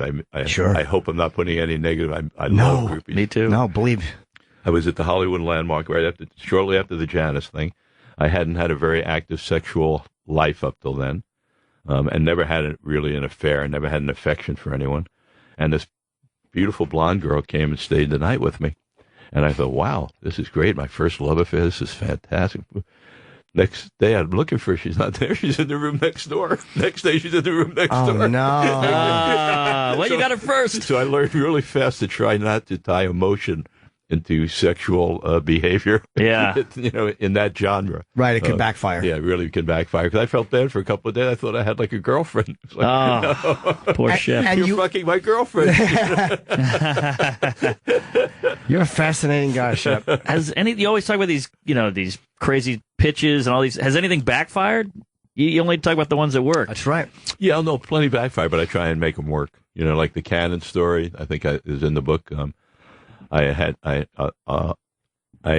booked Alice's first baseball stadium show, Three Rivers Stadium in Pittsburgh, and I made a rookie mistake of advertising. I was going to shoot him in a cannon across the stadium, and I tried it a couple of times. I tried it once; it didn't work at all. And then we had another rehearsal, and I changed it into a giant penis. Yeah, and put fire extinguishers with foam in, had to masturbate the cannon. That didn't work. So those are failures. Now we're 2 days away from 55,000 people waiting to see him get shot out of a cannon. And I don't know, what are we going to do? And I made believe I faked an explosion that the cannon blew up. We sent him to the hospital. But we went and did the show from wheelchairs. And people said we were the greatest band in the world because we didn't disappoint the audience. Right. So it's a failure you turn into a win. I see. Oh, wow. That's great. That would never work today. Somebody would catch a photo of him walking in, and it'd be on Twitter, and it'd be all over. Yeah. Social media it obviously changed a lot of stuff, but it seems like these great stories from back then, part of them that makes them so great is that you couldn't get away with half of the stuff today. I think, you look at the Beyonce, Jay-Z breakup, obviously manufactured, to me. When they break up? They broke up for like an hour when the album came up. Lemonade. Breaking up. Yeah. Yeah. It was like, but it was a great hour. It was huge. And then Sharon and Ozzy did it for like an hour. Oh, I never thought about You that. know, those are perfect set of Janet Jackson's dress falling off. I did it with Raquel Welch 20 years ago. Wow. Lady Gaga's meat dress. Yeah. You know, there's so many things you can still do. That's true. It's just, if you're smart, you appear to be creating history rather than pulling off a stunt, so you don't think of it as a stunt. Right. But that breakup, I mean, come on, give me a break. Who has a breakup on Thursday? On Friday puts out an album about the breakup, and on Saturday is at a baseball game together. That's a great point. Yeah. God, I'm an idiot. You know, like, come on, But give me a break. But the fact that when you said they broke up, my eagerness with when did they break up, you should have smacked me in the face, and nobody would have thought you were wrong. What's wrong with me? You're not a Beyonce it's, fan. It's heartbreaking. All these years, were you at an agency? No. You were just solo. You were just flying solo, yeah. learning as you went along. Yeah. Common sense. Yeah. What people don't have today in Hollywood. That's why they're putting out all the 70s TV. And you know, MacGyver. What is going on? I know. MacGyver's back on TV. Something else. I think that's happening all throughout society and everything. It's all coming back. Even in the food world, you know, simple food's coming back. I think that's sort of the way it works. And now there's such a dearth of creativity that I see. Everything's so fast moving. Nobody has any time. Yeah. It's a different thing. Everybody reacts instead of creates. You know, and everybody's goal is to be famous instead of develop a great craft that then makes you famous. Yes. You know, I used to get calls, my kids are going to cooking school, can I get them a job in Emerald's Kitchen? Now I get the same call, my kid's going to cooking school, can I get them on Top Chef? They do everything for fame, not realizing that fame should be the end result of a career of accomplishment. Right. So true. And so it's changed, I think, the nature of our stuff. We have people who have no foundation or no idea why they got there, no craft. The only thing they have is they could be famous. So it all falls apart. So you have to go back to the old stuff that has some credibility and has some foundation. Yeah. Roland is in here, which means we have to wrap up. There's interviews you're doing. It's really fascinating. Book is called, they call me Supermensch, and Supermensch, and that's spelled MENSCH.com, and at Supermensch Shep on Twitter. And if I'm going to guess, go to supermensch.com if you want to find out these book signing dates. And if you're here in New York and you want to see him and Anthony Bourdain, which just tonight, yeah, at tonight at the 92nd Street Y. They just told me they have a few tickets left. Okay, the so website does say sold out, but if you call them, you'll get tickets. Yeah, sometimes people, sometimes they say sold out because a lot of those are held for regulars. Yeah. And then when they release them, you can buy them and they're actually good seats. So it's a great venue, and Bourdain's a fascinating guy. And I and won't so wear are the you. T-shirt tonight, I swear. But I'll have it in my bag if anybody wants to partake. It's sexually offensive. Yeah, that really is. It's harassment. The times have Yeah. Yeah, you can. Yeah. Can you imagine wearing that now? Oh, no, it won't You fly. can. Sure. No. Well, but I can imagine getting backstage because you wore one. Wear that to a Hillary rally. Thank you, guys. Always a pleasure. All right, we're going to Thank take you. a break. We'll be right back. What song is this? Primus? Oh, Yeah, 90s kid here. what a boring interview. I'm kidding. He was fucking awesome. That was amazing. He was great. Yeah, unreal. I had so many questions. Yeah, well, you should have just jumped in, man. I didn't want to hog please, her. who cares? Well, I'm used to Opie. Are you saying Opie would get mad if you jumped in for her? Well, he's a cutter offer. Okay. But, hope he's all right. Yeah, we could have stayed with that guy for another 9 hours. Yeah. He was fantastic. And those stories are great. I love that type of stuff. Me too. It's Showbiz. just Showbiz and Sinatra stories and all that craziness. Jesus. Elvis. I watched that Elvis and Nixon on the plane. Uh-huh. Oh, Not how an is that? Academy Award winner, but it's interesting. Still fun to watch, right? Yeah, it was fun to watch. And the guy that played Nixon, I forget what his name is, he was really good. Yeah, Kevin Spacey. he always blows my mind with something. Yeah. The other guy that played Elvis was the guy that played Michael the Shannon. Iceman. Yeah, great. Oh, great. that guy, yeah. He was in Boardwalk Empire. Yes. So it's not, like I said, it's not an Academy Award winner, but it held me on the plane twice. I watched it. It had its moments. So. I got a great text, by the way, from Dr. Steve. Shep Gordon interview made me 40 minutes late for work. Excellent. And I hope this is the pilot for your new show. By the way, Mark's line about how you got sidetracked.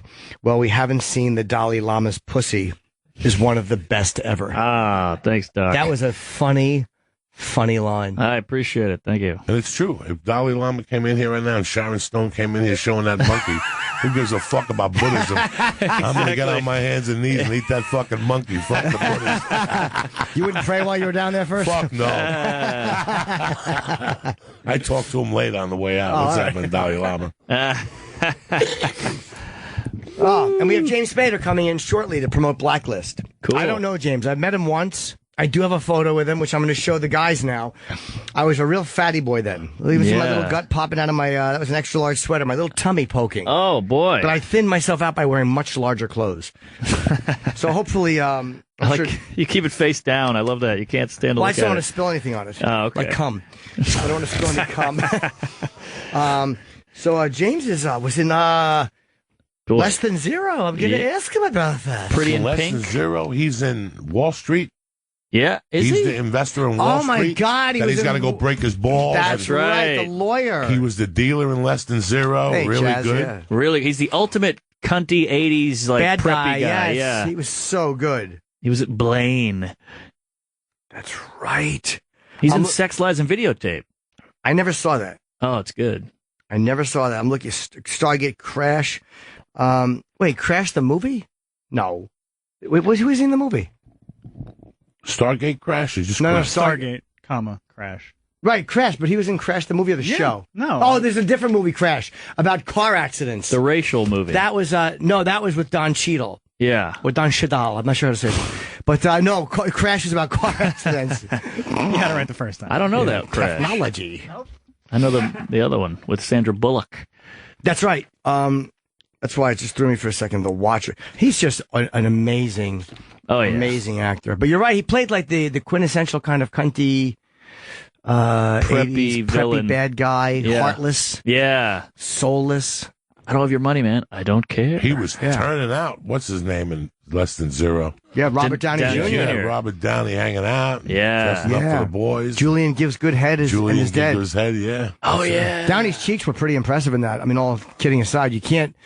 There's certain Warren, the guy Warren from fucking less than from after 10 to Midnight had good cheeks. The guy killing people naked in that Bronson movie. Clint Eastwood in Escape from Alcatraz when he's first walking in and his dumb bare feet are slapping on the concrete and they show his cheeks. You're like, that's not bad for old Clint. Never noticed the cheek. You don't want to see those cheeks now on Clint. No, you don't.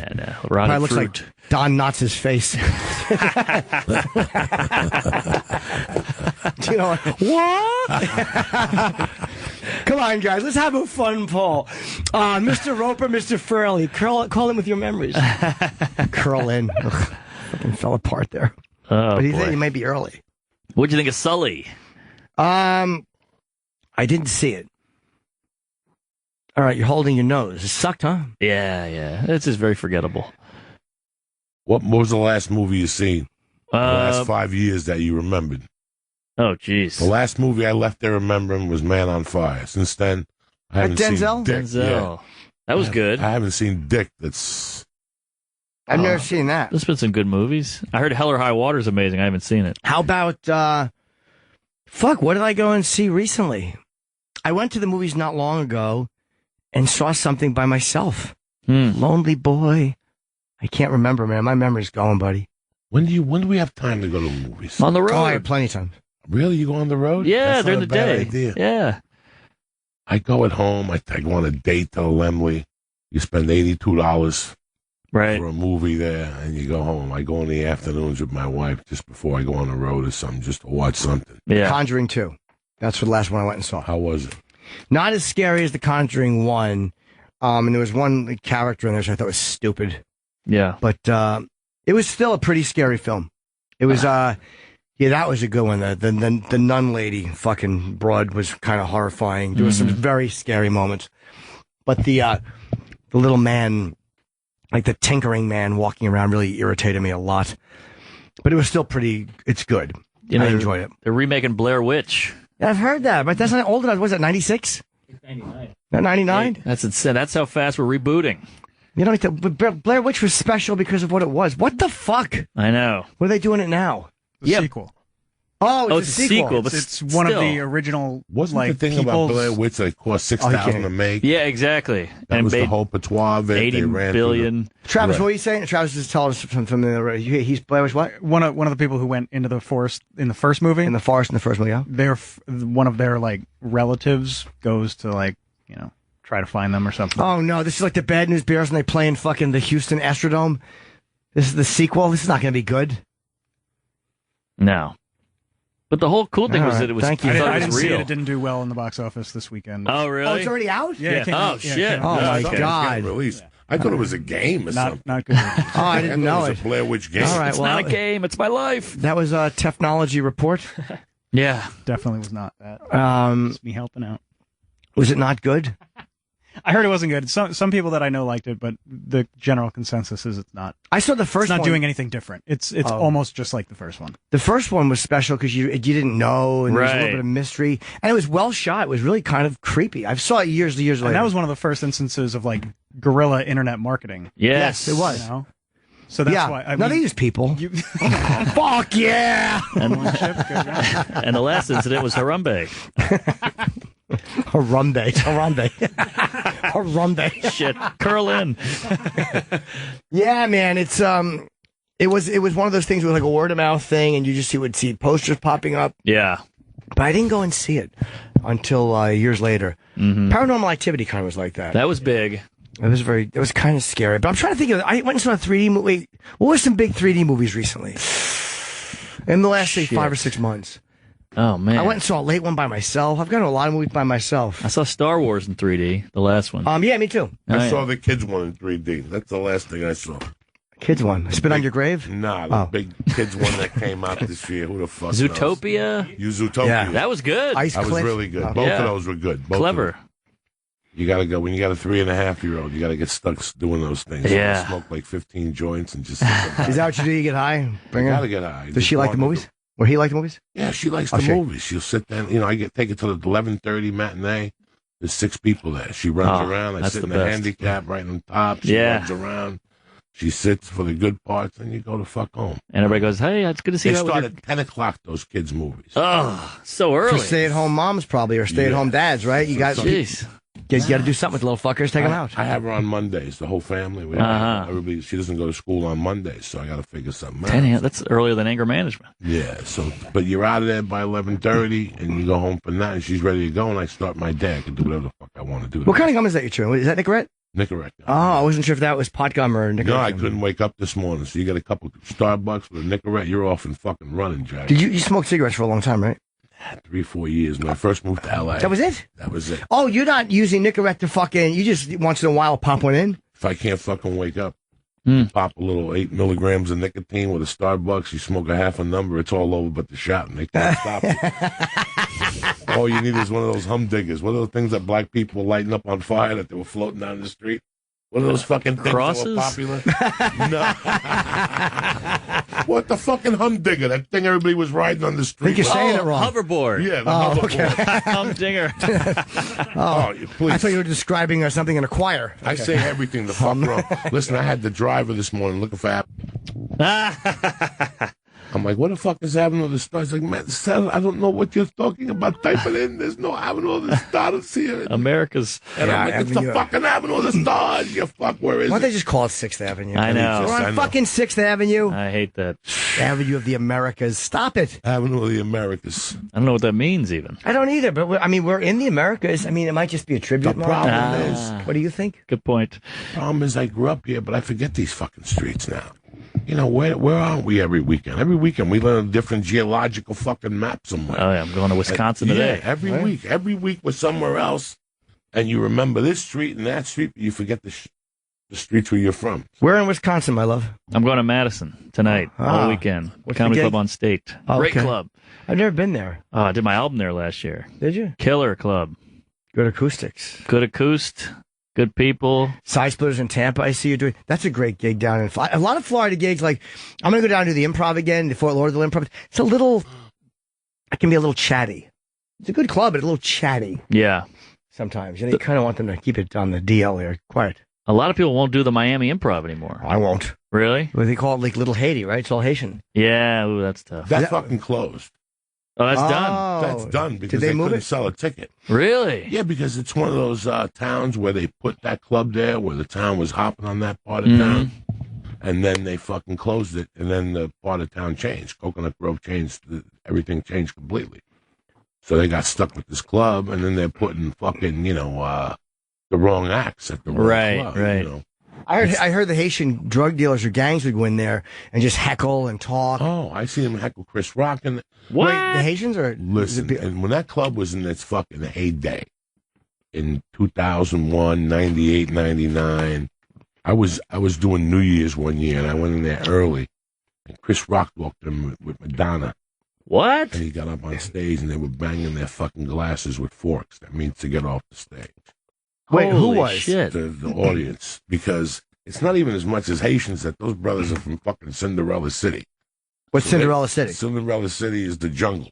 Okay. All right, Bad so place? They don't want to see Chris Rock or Dave Chappelle. They want to see Louis P. You know what I'm saying? Like, it's Def Jam. Oh, okay. So the Miami Improv would give away free tickets. Like, let's say Wendy Liebman. On New Year's Eve? No. Let's say fucking Wendy Liebman's. And Oh, fucking, you went in early that week. I see. Right, Okay. but I'm just telling you the generalities. Sure. Let's Yeah. say Wendy Liebman's in fucking town. No, okay, that's on a not Friday. good. So what they do is Monday and Tuesdays fucking Soul Train night. Right. So what do? On the way out, they give free fucking tickets to Wendy Liebman. So these fucking people come back on Thursday, free tickets. Yeah, free. What the fuck?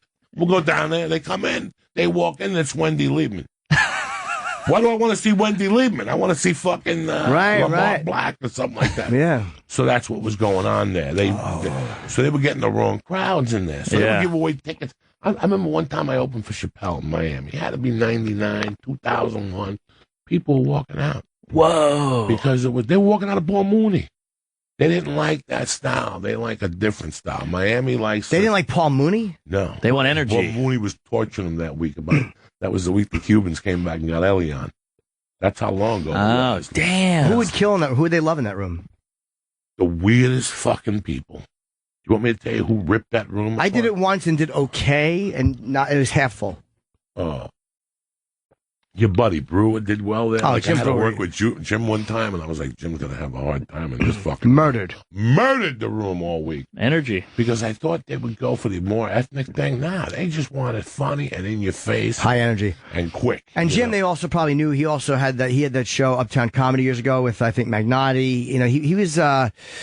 I forget what show he was on, but he was on a show on a black network, so they probably might have known him. And also, he was in Half Baked, so they might have just known who he was. No, and he's hilarious. What was the guy from Boston that just Richard Pryor. No, what was the guy from Boston that just came out? Oh, sweet guy, Kevin. Meaney. Kevin Meaney. Kevin Meaney had to walk off the stage. Oh, did he? Yeah, it was two different worlds. And I remember I was there and I felt terrible. And it wasn't Kevin Meaney's fault. Were they yelling at him or was he just bombing? They booked the wrong guy Yeah. in the wrong room. He was just bombing? I love bombing stories. It wasn't that he... I love him. It wasn't that he was bombing. He just was not connecting. They weren't feeling it. Okay. Like, they just were not feeling. I saw a lot of people we see people have hard times in a lot of rooms. 10 years ago, I couldn't do anything. Nashville, none of those. I was just a slow debt. Mm-hmm. Really? What's the Bible Belt? Yeah, it's a slow debt. Right. Until you get that out of your head, you don't give a Frenchman's fuck. Who else bombed in Miami? That's all I want to know about now. I cancel James Spader. I just want to hear who bombed in Miami. I saw a lot of guys have a hard time. Like, just had a hard... But, I see people having a hard time at the store. It's just different places don't work for certain people. How did Wendy Liebman do there in Miami? She used to do great. That's at the Miami Improv. Well, sure. In those days, that's when all the Jewish people would come down from West Palm and Fort Lauderdale. Right, so she would do good. But I mean, once they gave tickets away, how'd she do? What do you mean? When they would give away all those tickets on the black shows, and then Wendy Liebman would come. I could just imagine. Oh, okay. She walks in there and it's fucking... Night at the Apollo. Yeah, it's Night at the Apollo. So it just doesn't... They were just giving away wrong tickets to the wrong shows. Let me ask you both. What's the weirdest person you've seen kill in a situation where you thought they were dead, besides Brewer? Like, I can't believe this comic worked under these circumstances and murdered. Shit. I saw a kid maybe 16 years ago. They used to call him Zoo-Man. Zoo-Man? Zoo-Man. He got a big deal on NBC, came out on a just years ago, and they used to do this bar in L.A., Braggers or something, and I went down there with like Josh Wolf and these other two, Pierre, that did a bunch of movies at that time. I'm talking 16, 18 years ago. Wow. And everybody bombed, one after the other. It was like nobody's going to do well. Finally, after the fifth guy went up there, and not only did he rock him, he destroyed him and got a standing ovation. Jesus. Zoom-man. Singing songs, doing it's, you just don't know. Yeah. You just don't know. Right. So the best is when you bomb and somebody else goes up there with a ukulele and fucking destroys them. It's humiliating. Oh, it's the worst. Because you root against everybody else. And you go home thinking, what the hell? Right, What just happened here? When you bomb, you want everybody else. So, hi, James. Hello. How are you? I'm all right. Good. We were just talking about bombing on stage and how humiliating it is. You've done live stage stuff before, I'm sure. I have, yes. And do you like it, or do you prefer not to do that? No, I love it. I love it, yeah. Have you had a show that you're like, oh, that was awful? I've had a few things that have been awful. How do you handle it in the moment?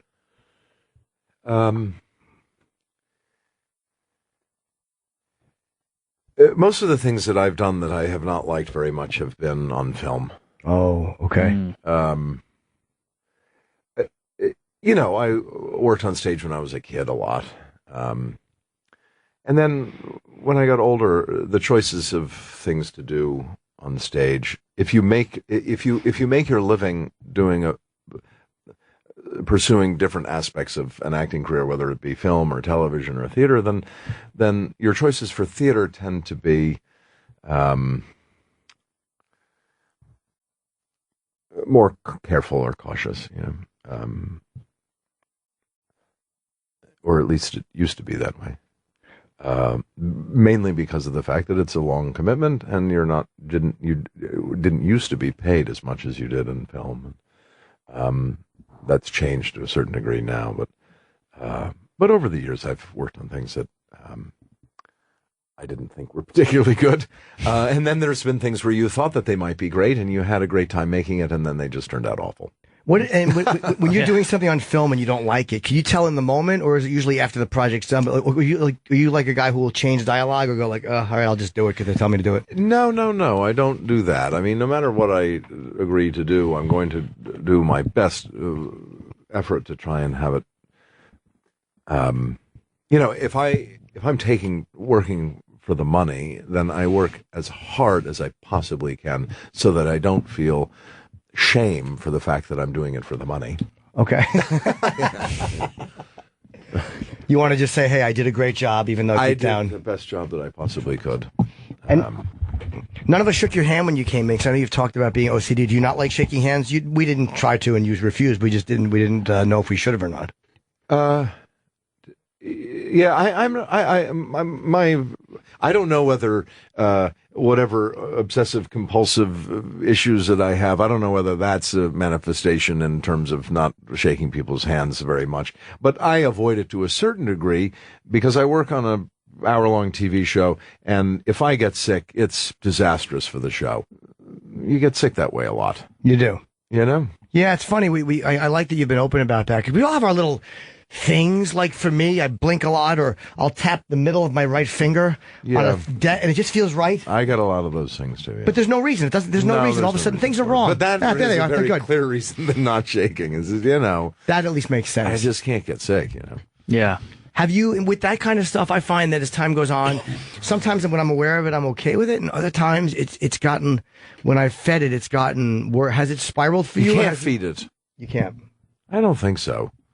You have to try and figure a way to work through that, maybe. I don't know. I don't have a clue. I don't know whether I've been successful at that particularly, but my instinct or intuition is that you probably shouldn't indulge something that ultimately is nothing but an indulgence. Right.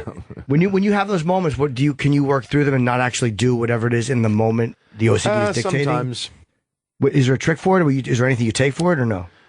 I guess I think probably what you mentioned yourself, and that's sort of intuitive thing to do, which is if you acknowledge it or address it, it's sort of the same as anxiety, really. You know, if you sort of acknowledge anxiety and think about what it is that might be leading to that, the root of that anxiety, just addressing it helps. Sort of dissipates it. Right. We were talking about stage anxiety before too. Like we get these things doing stand-up where I can't breathe, and like you're like, it's just fear. It's just fear. It's being afraid. But it's good.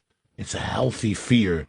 10 seconds, because as soon as your hand touches that microphone, and you go, "What's happening?" The fear goes away, and you see a little clarity. It does. You hope it once does. when you laugh, once you hear the laughter, and I touch the microphone, and that initial force of energy comes out, that's that fear. Huh. Unless they don't laugh, then it's like, oh boy, you were right to Oh be my afraid. God! You It stink at just this. goes deeper and deeper and deeper. But it's funny. I was in Texas one time, Mr. Spader, and a guy touched me, shook my hand. You ever shake somebody's hand and you know it's dirty? Yeah. Oh, yeah. Oh my God! And he Yes. shook it. Every woman and I've then he ever slept stood with. there next to his wife. They look like the Addams family. There's three of them. And he goes, "Can we take a picture?" And I go, "Sure." And he just stood next to me. I go, "You don't have a camera?" He goes, "No." I go, "So if we take a picture, how am I gonna?" He goes, "I don't even have a computer either." So I go, well, "You just want to take a picture?" He goes, "I just want to take a picture." That's it. Just weird people, right? With dirty hands. It drove me crazy. Yeah. And I travel, and I have the same fear, because sometimes after a show, I go outside to smoke pot, and there'll be somebody, "Can I smoke pot?" And I got to tell them no. Because God knows, after they smoke pot with you, that's when they drop that. Right. They just had bronchitis. I was at the Herpes. store one night, and some guy's like, listen to my 3-year-old daughter. I was smoking one night with a guy, and after 10 minutes, he goes, "That'll work out. Look at me. I've lived with this HIV for years." And I said to him, but that's the selfishness of people. It didn't affect me. I'm still alive and ticking. Sure. But that's why. That he didn't tell you before. I don't have OCD. I'm just like yourself, because a plane ride will take us into you get on a plane ride, you got to drink water the whole time, so you're always careful. Just, Yeah, the worst is when you give a homeless guy money and he goes, "Hey, man, put her there." And you're like, God. The excuse I always use if a homeless guy tries to shake is like, no, fist bump, because if the cops see us shaking, they'll think you're passing me something. And they that's tend to good. accept that. But I've learned that years ago. Like, just don't. You don't want to shake with a guy who's just been rifling through the trash, Years ago? Yeah. Did you grow up here in New York, Mr. Spader? No, I grew up in Massachusetts. I moved here when I was 17. I dropped out of school and moved to New York when And I that's was when 17. you did the theater here? Earlier? Yeah, and also just did a show just a few years ago. I had finished a TV show that shot in Los Angeles that had gone for, I don't know, 6 or 7 years, something like that. And I was sort of looking for the antidote to that, And David Mamet sent me a new play of his. And so during the 2009 into 2010 season, I was doing another play on Broadway. And it was great fun. It was really great fun. What did you want to do before you acted? All things that came out of make-believe, really. Everything that I was interested in doing were all things like, being a private detective or being a gangster or being a cop. Or being, they're all things that, like, as a kid, you sort of make believe you're doing. And as an adult, I wanted to do that. But, I worked something like 30 sort of odd jobs or manual labor jobs when I first dropped out of school. And then eventually started earning a living as an actor, and that's what I do now. But it's funny, you were talking about stage fright, and I've never experienced that. I've never felt any stage fright. Some people have that. They're more comfortable on stage. I don't. It's not that I feel more comfortable on stage. I just don't feel any anxiety about that. I feel more anxiety about sort of press things, talk shows and things like that. I'll feel anxiety about, but I don't know if it's really stage fright or I'm not sure what it is. But I've never felt it at all in terms of doing theater, or I just have never felt that. How about in front of a camera or with you don't get it there either? No. And is that just because I admire that? That's really hard to get to that place. And if you're at that place naturally, I don't even think. Yeah, I think it was. Yeah, I don't think it was not getting there. Just it a natural being yeah, for you. Yeah. So when is it a confidence thing or is it? I think so. Really? Yeah. Okay. You don't think about it. You don't get that split second when they go on the marks, Mr. Spader. On your marks, and you put on thing. No. And then, okay, and the guy comes over, scene 64. I get a little something there, especially if it's somebody of your caliber or something. I'm looking at you, and all I can think about is you as an attorney in Wall Street going, and what is one going to do for moi? And then you put your feet up. I'm still living that scene.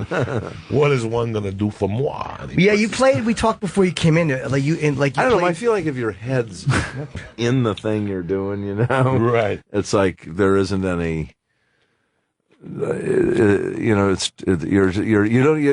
think stage fright requires a certain amount of objectivity. You've got to be sort of you have to be one step removed for you to feel sort of a stage fright. If your head is just in the thing that you're doing, then you believe the fact that you're in the set of circumstances and the camera doesn't exist, this doesn't exist, there is no mark. You're just having this interaction with the people you're having an interaction with. So you're never afraid you're going to make choices that the director goes, stop doing that. You just do what you want to do. No. I mean, I want to serve the piece, so I want to serve the material and also serve what the writer intends and what the director intends and so on. So I'm not at cross purposes with them at all. No, I didn't ask that properly. I asked that wrong. I meant to say that you're not afraid that they're going to say that I'm going to let them down in some way or something. Yeah, if they tell you to do something, you'll do it, but you're not afraid that I'm going to make a choice. I'm going to do my best, and if I am not able to do what they want me to do, I'm sorry for that. But they are going to know that I'm doing the absolute best that I can, and if it's something that's slightly different from what they might have thought of or expected or something, it's still going to be the best of what I can do, and sometimes it's a very pleasant surprise. I've worked with people a lot where they've told me after that they really hadn't thought of the role or in that fashion, but it was a pleasant surprise, and I think that can work too. I think either of those two things are the acceptable result. Right. To either come in and give them exactly what they want, or to give them something that is surprising and different from what they wanted, but they like it as much, if not more so. And ultimately, if I can satisfy either of those two things, then I've done my job, I think. What is it about talk shows that make you nervous? I'm a very private person, and so they're counterintuitive a little bit, I think.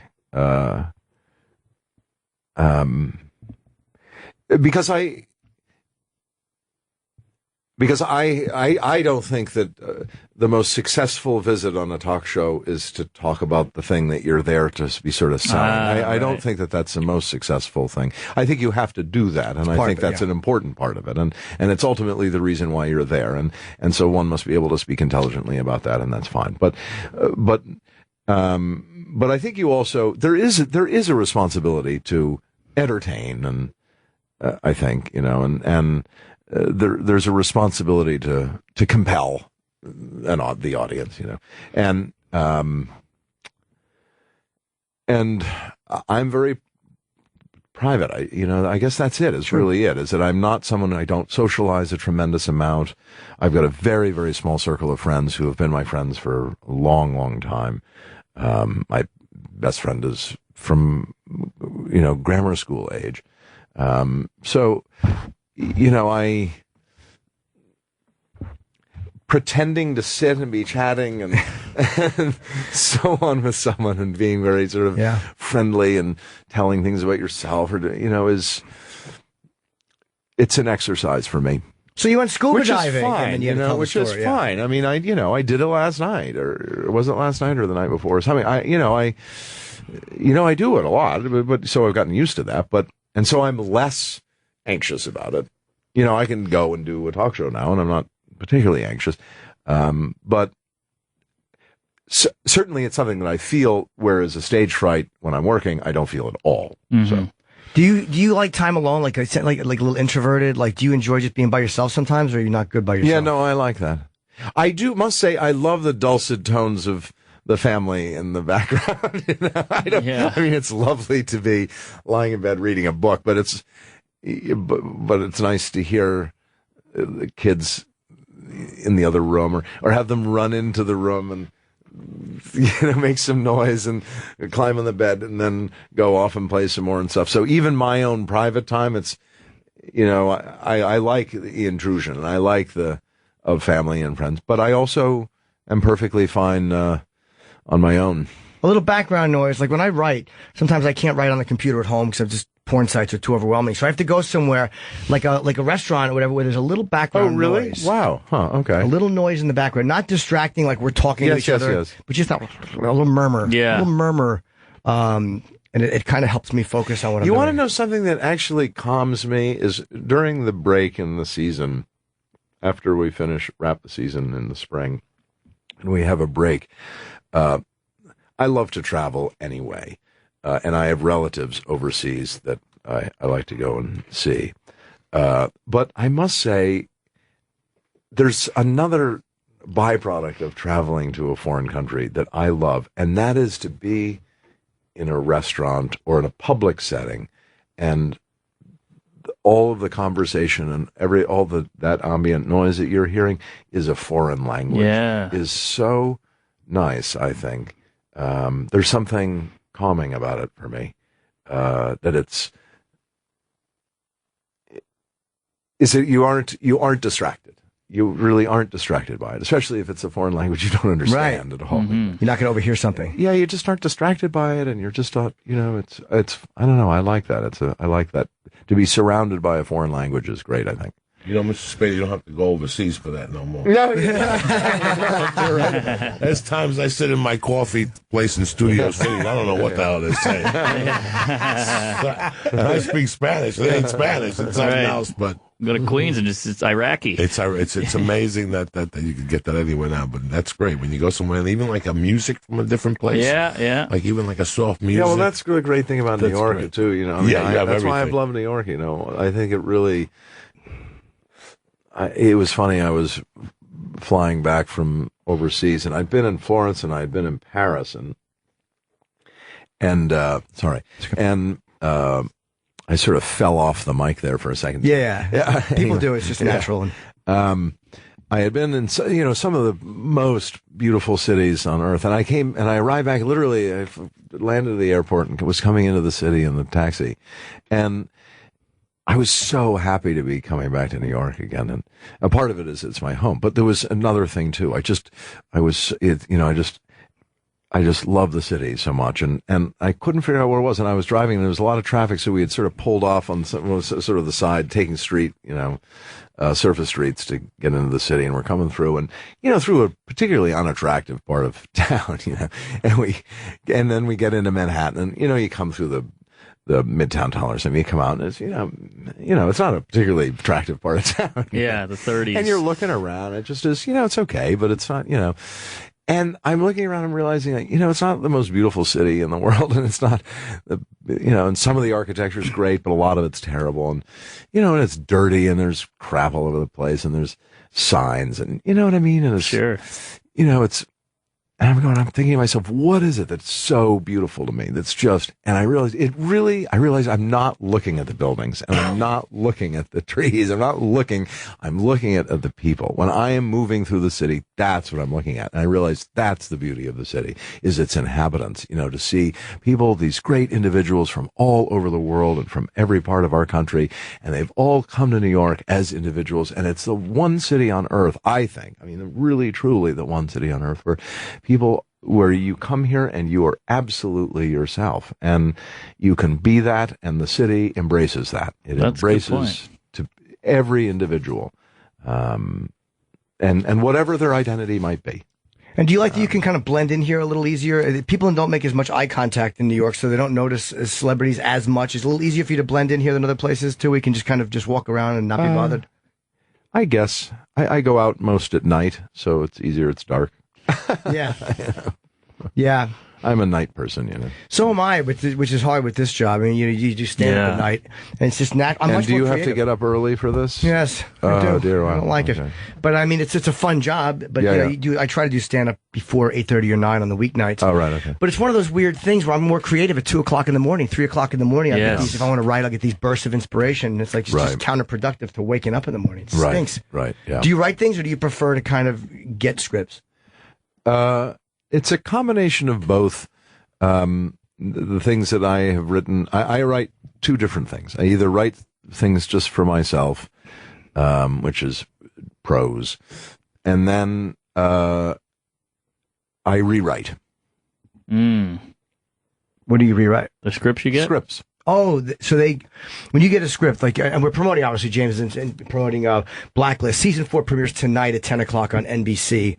I'm sure most of you know that, but just in case you're not sure what he's promoting, you'll get a script and you'll see something, and they know that you might rewrite. I go through, the first thing I receive are outlines. And the first thing that happens is in the spring, before the season starts, long before they even start writing outlines, the two head writers, John Bokenkamp and John Eisendrath, and myself get on the phone and we talk about the following season. And we talk about the season as a whole, its context within the larger landscape of the show and the sort of lifespan of the show. And then we start to break up the season a little bit and talk about the first half of the season and then the second half of the season. And then we'll start talking about how we get to the episodes. And then the next thing, so we have those conversations. And then if changes start to happen or things start to evolve or develop in a different way, we then talk about that. And then I'll start receiving outlines for specific episodes. And then we'll talk about the outlines. And then and I'll either agree or disagree or suggest or, we'll sort of hash it out a little bit with outlines. And then the next thing that arrives is the early drafts, and early drafts show up. I go through the entire draft line by line and make notes. In some cases, write lines or ideas or this or that, and then I get on the phone with the writers and go through the entire script page by page, and then every subsequent draft from that until the final draft, the same thing. I go through it line by line and make notes, and sometimes write lines. Or make suggestions. I don't like to criticize something unless I can offer something in return. Sometimes I'm ill-equipped to do that because I haven't done the same amount of technical research. And if there's a specific line about something that requires some sort of technical knowledge that I do not have, then I'm a little bit at a disadvantage in terms of having a solution or making a pitch for what the line should be. But if possible, most of the time when I try and offer a criticism, I try and offer a solution, an actual pitch for what I think the lines should be. That's amazing. It's great that you care so much about it, right? Yeah. Yeah. I don't think they're doing that with Entourage. I have no idea. There. I don't know. Are you an executive producer, or do they just value your opinion? I think I don't know which comes first, the chicken or the chicken. I think probably. I think the producer credit that I have on the show was just sort of retroactive. You know what I mean? It's like my involvement on the show was such and such, and it clearly was not just that of an actor, and therefore let's credit the work. That's so great, though, that you, we have to wrap up, I know, but that's so great that a lot of performers just show up and do it, and you're like, no, I want this to be good, and the fact that you contribute to it, I think that's awesome. It also is, for selfish reasons, it also is a very, it's a very good way to familiarize it's the process of also knowing how best to perform it, and how it serves me as an actor very, very well to have that level of involvement. Sure. Well, we're talking about Blacklist. It does, season 4 premieres tonight at 10 o'clock on NBC. It's a tremendously popular show. And they're telling us that James has other interviews. And our show is done. So I'll be in Toronto Saturday. Mark will be in Wisconsin. Madison tonight, and Side Splitters in Cleveland later, and San Francisco Punchline. Listen to my podcast, Tuesdays with Stories. And Joey's going to be at the Gotham Comedy Club tomorrow and Saturday night. 2 shows. I'll be at Saturday. I'm at the Queen Elizabeth Theater Saturday, both shows. And James Spader, of course, Blacklist tonight on NBC. See you guys Tuesday morning, unless I'm dead.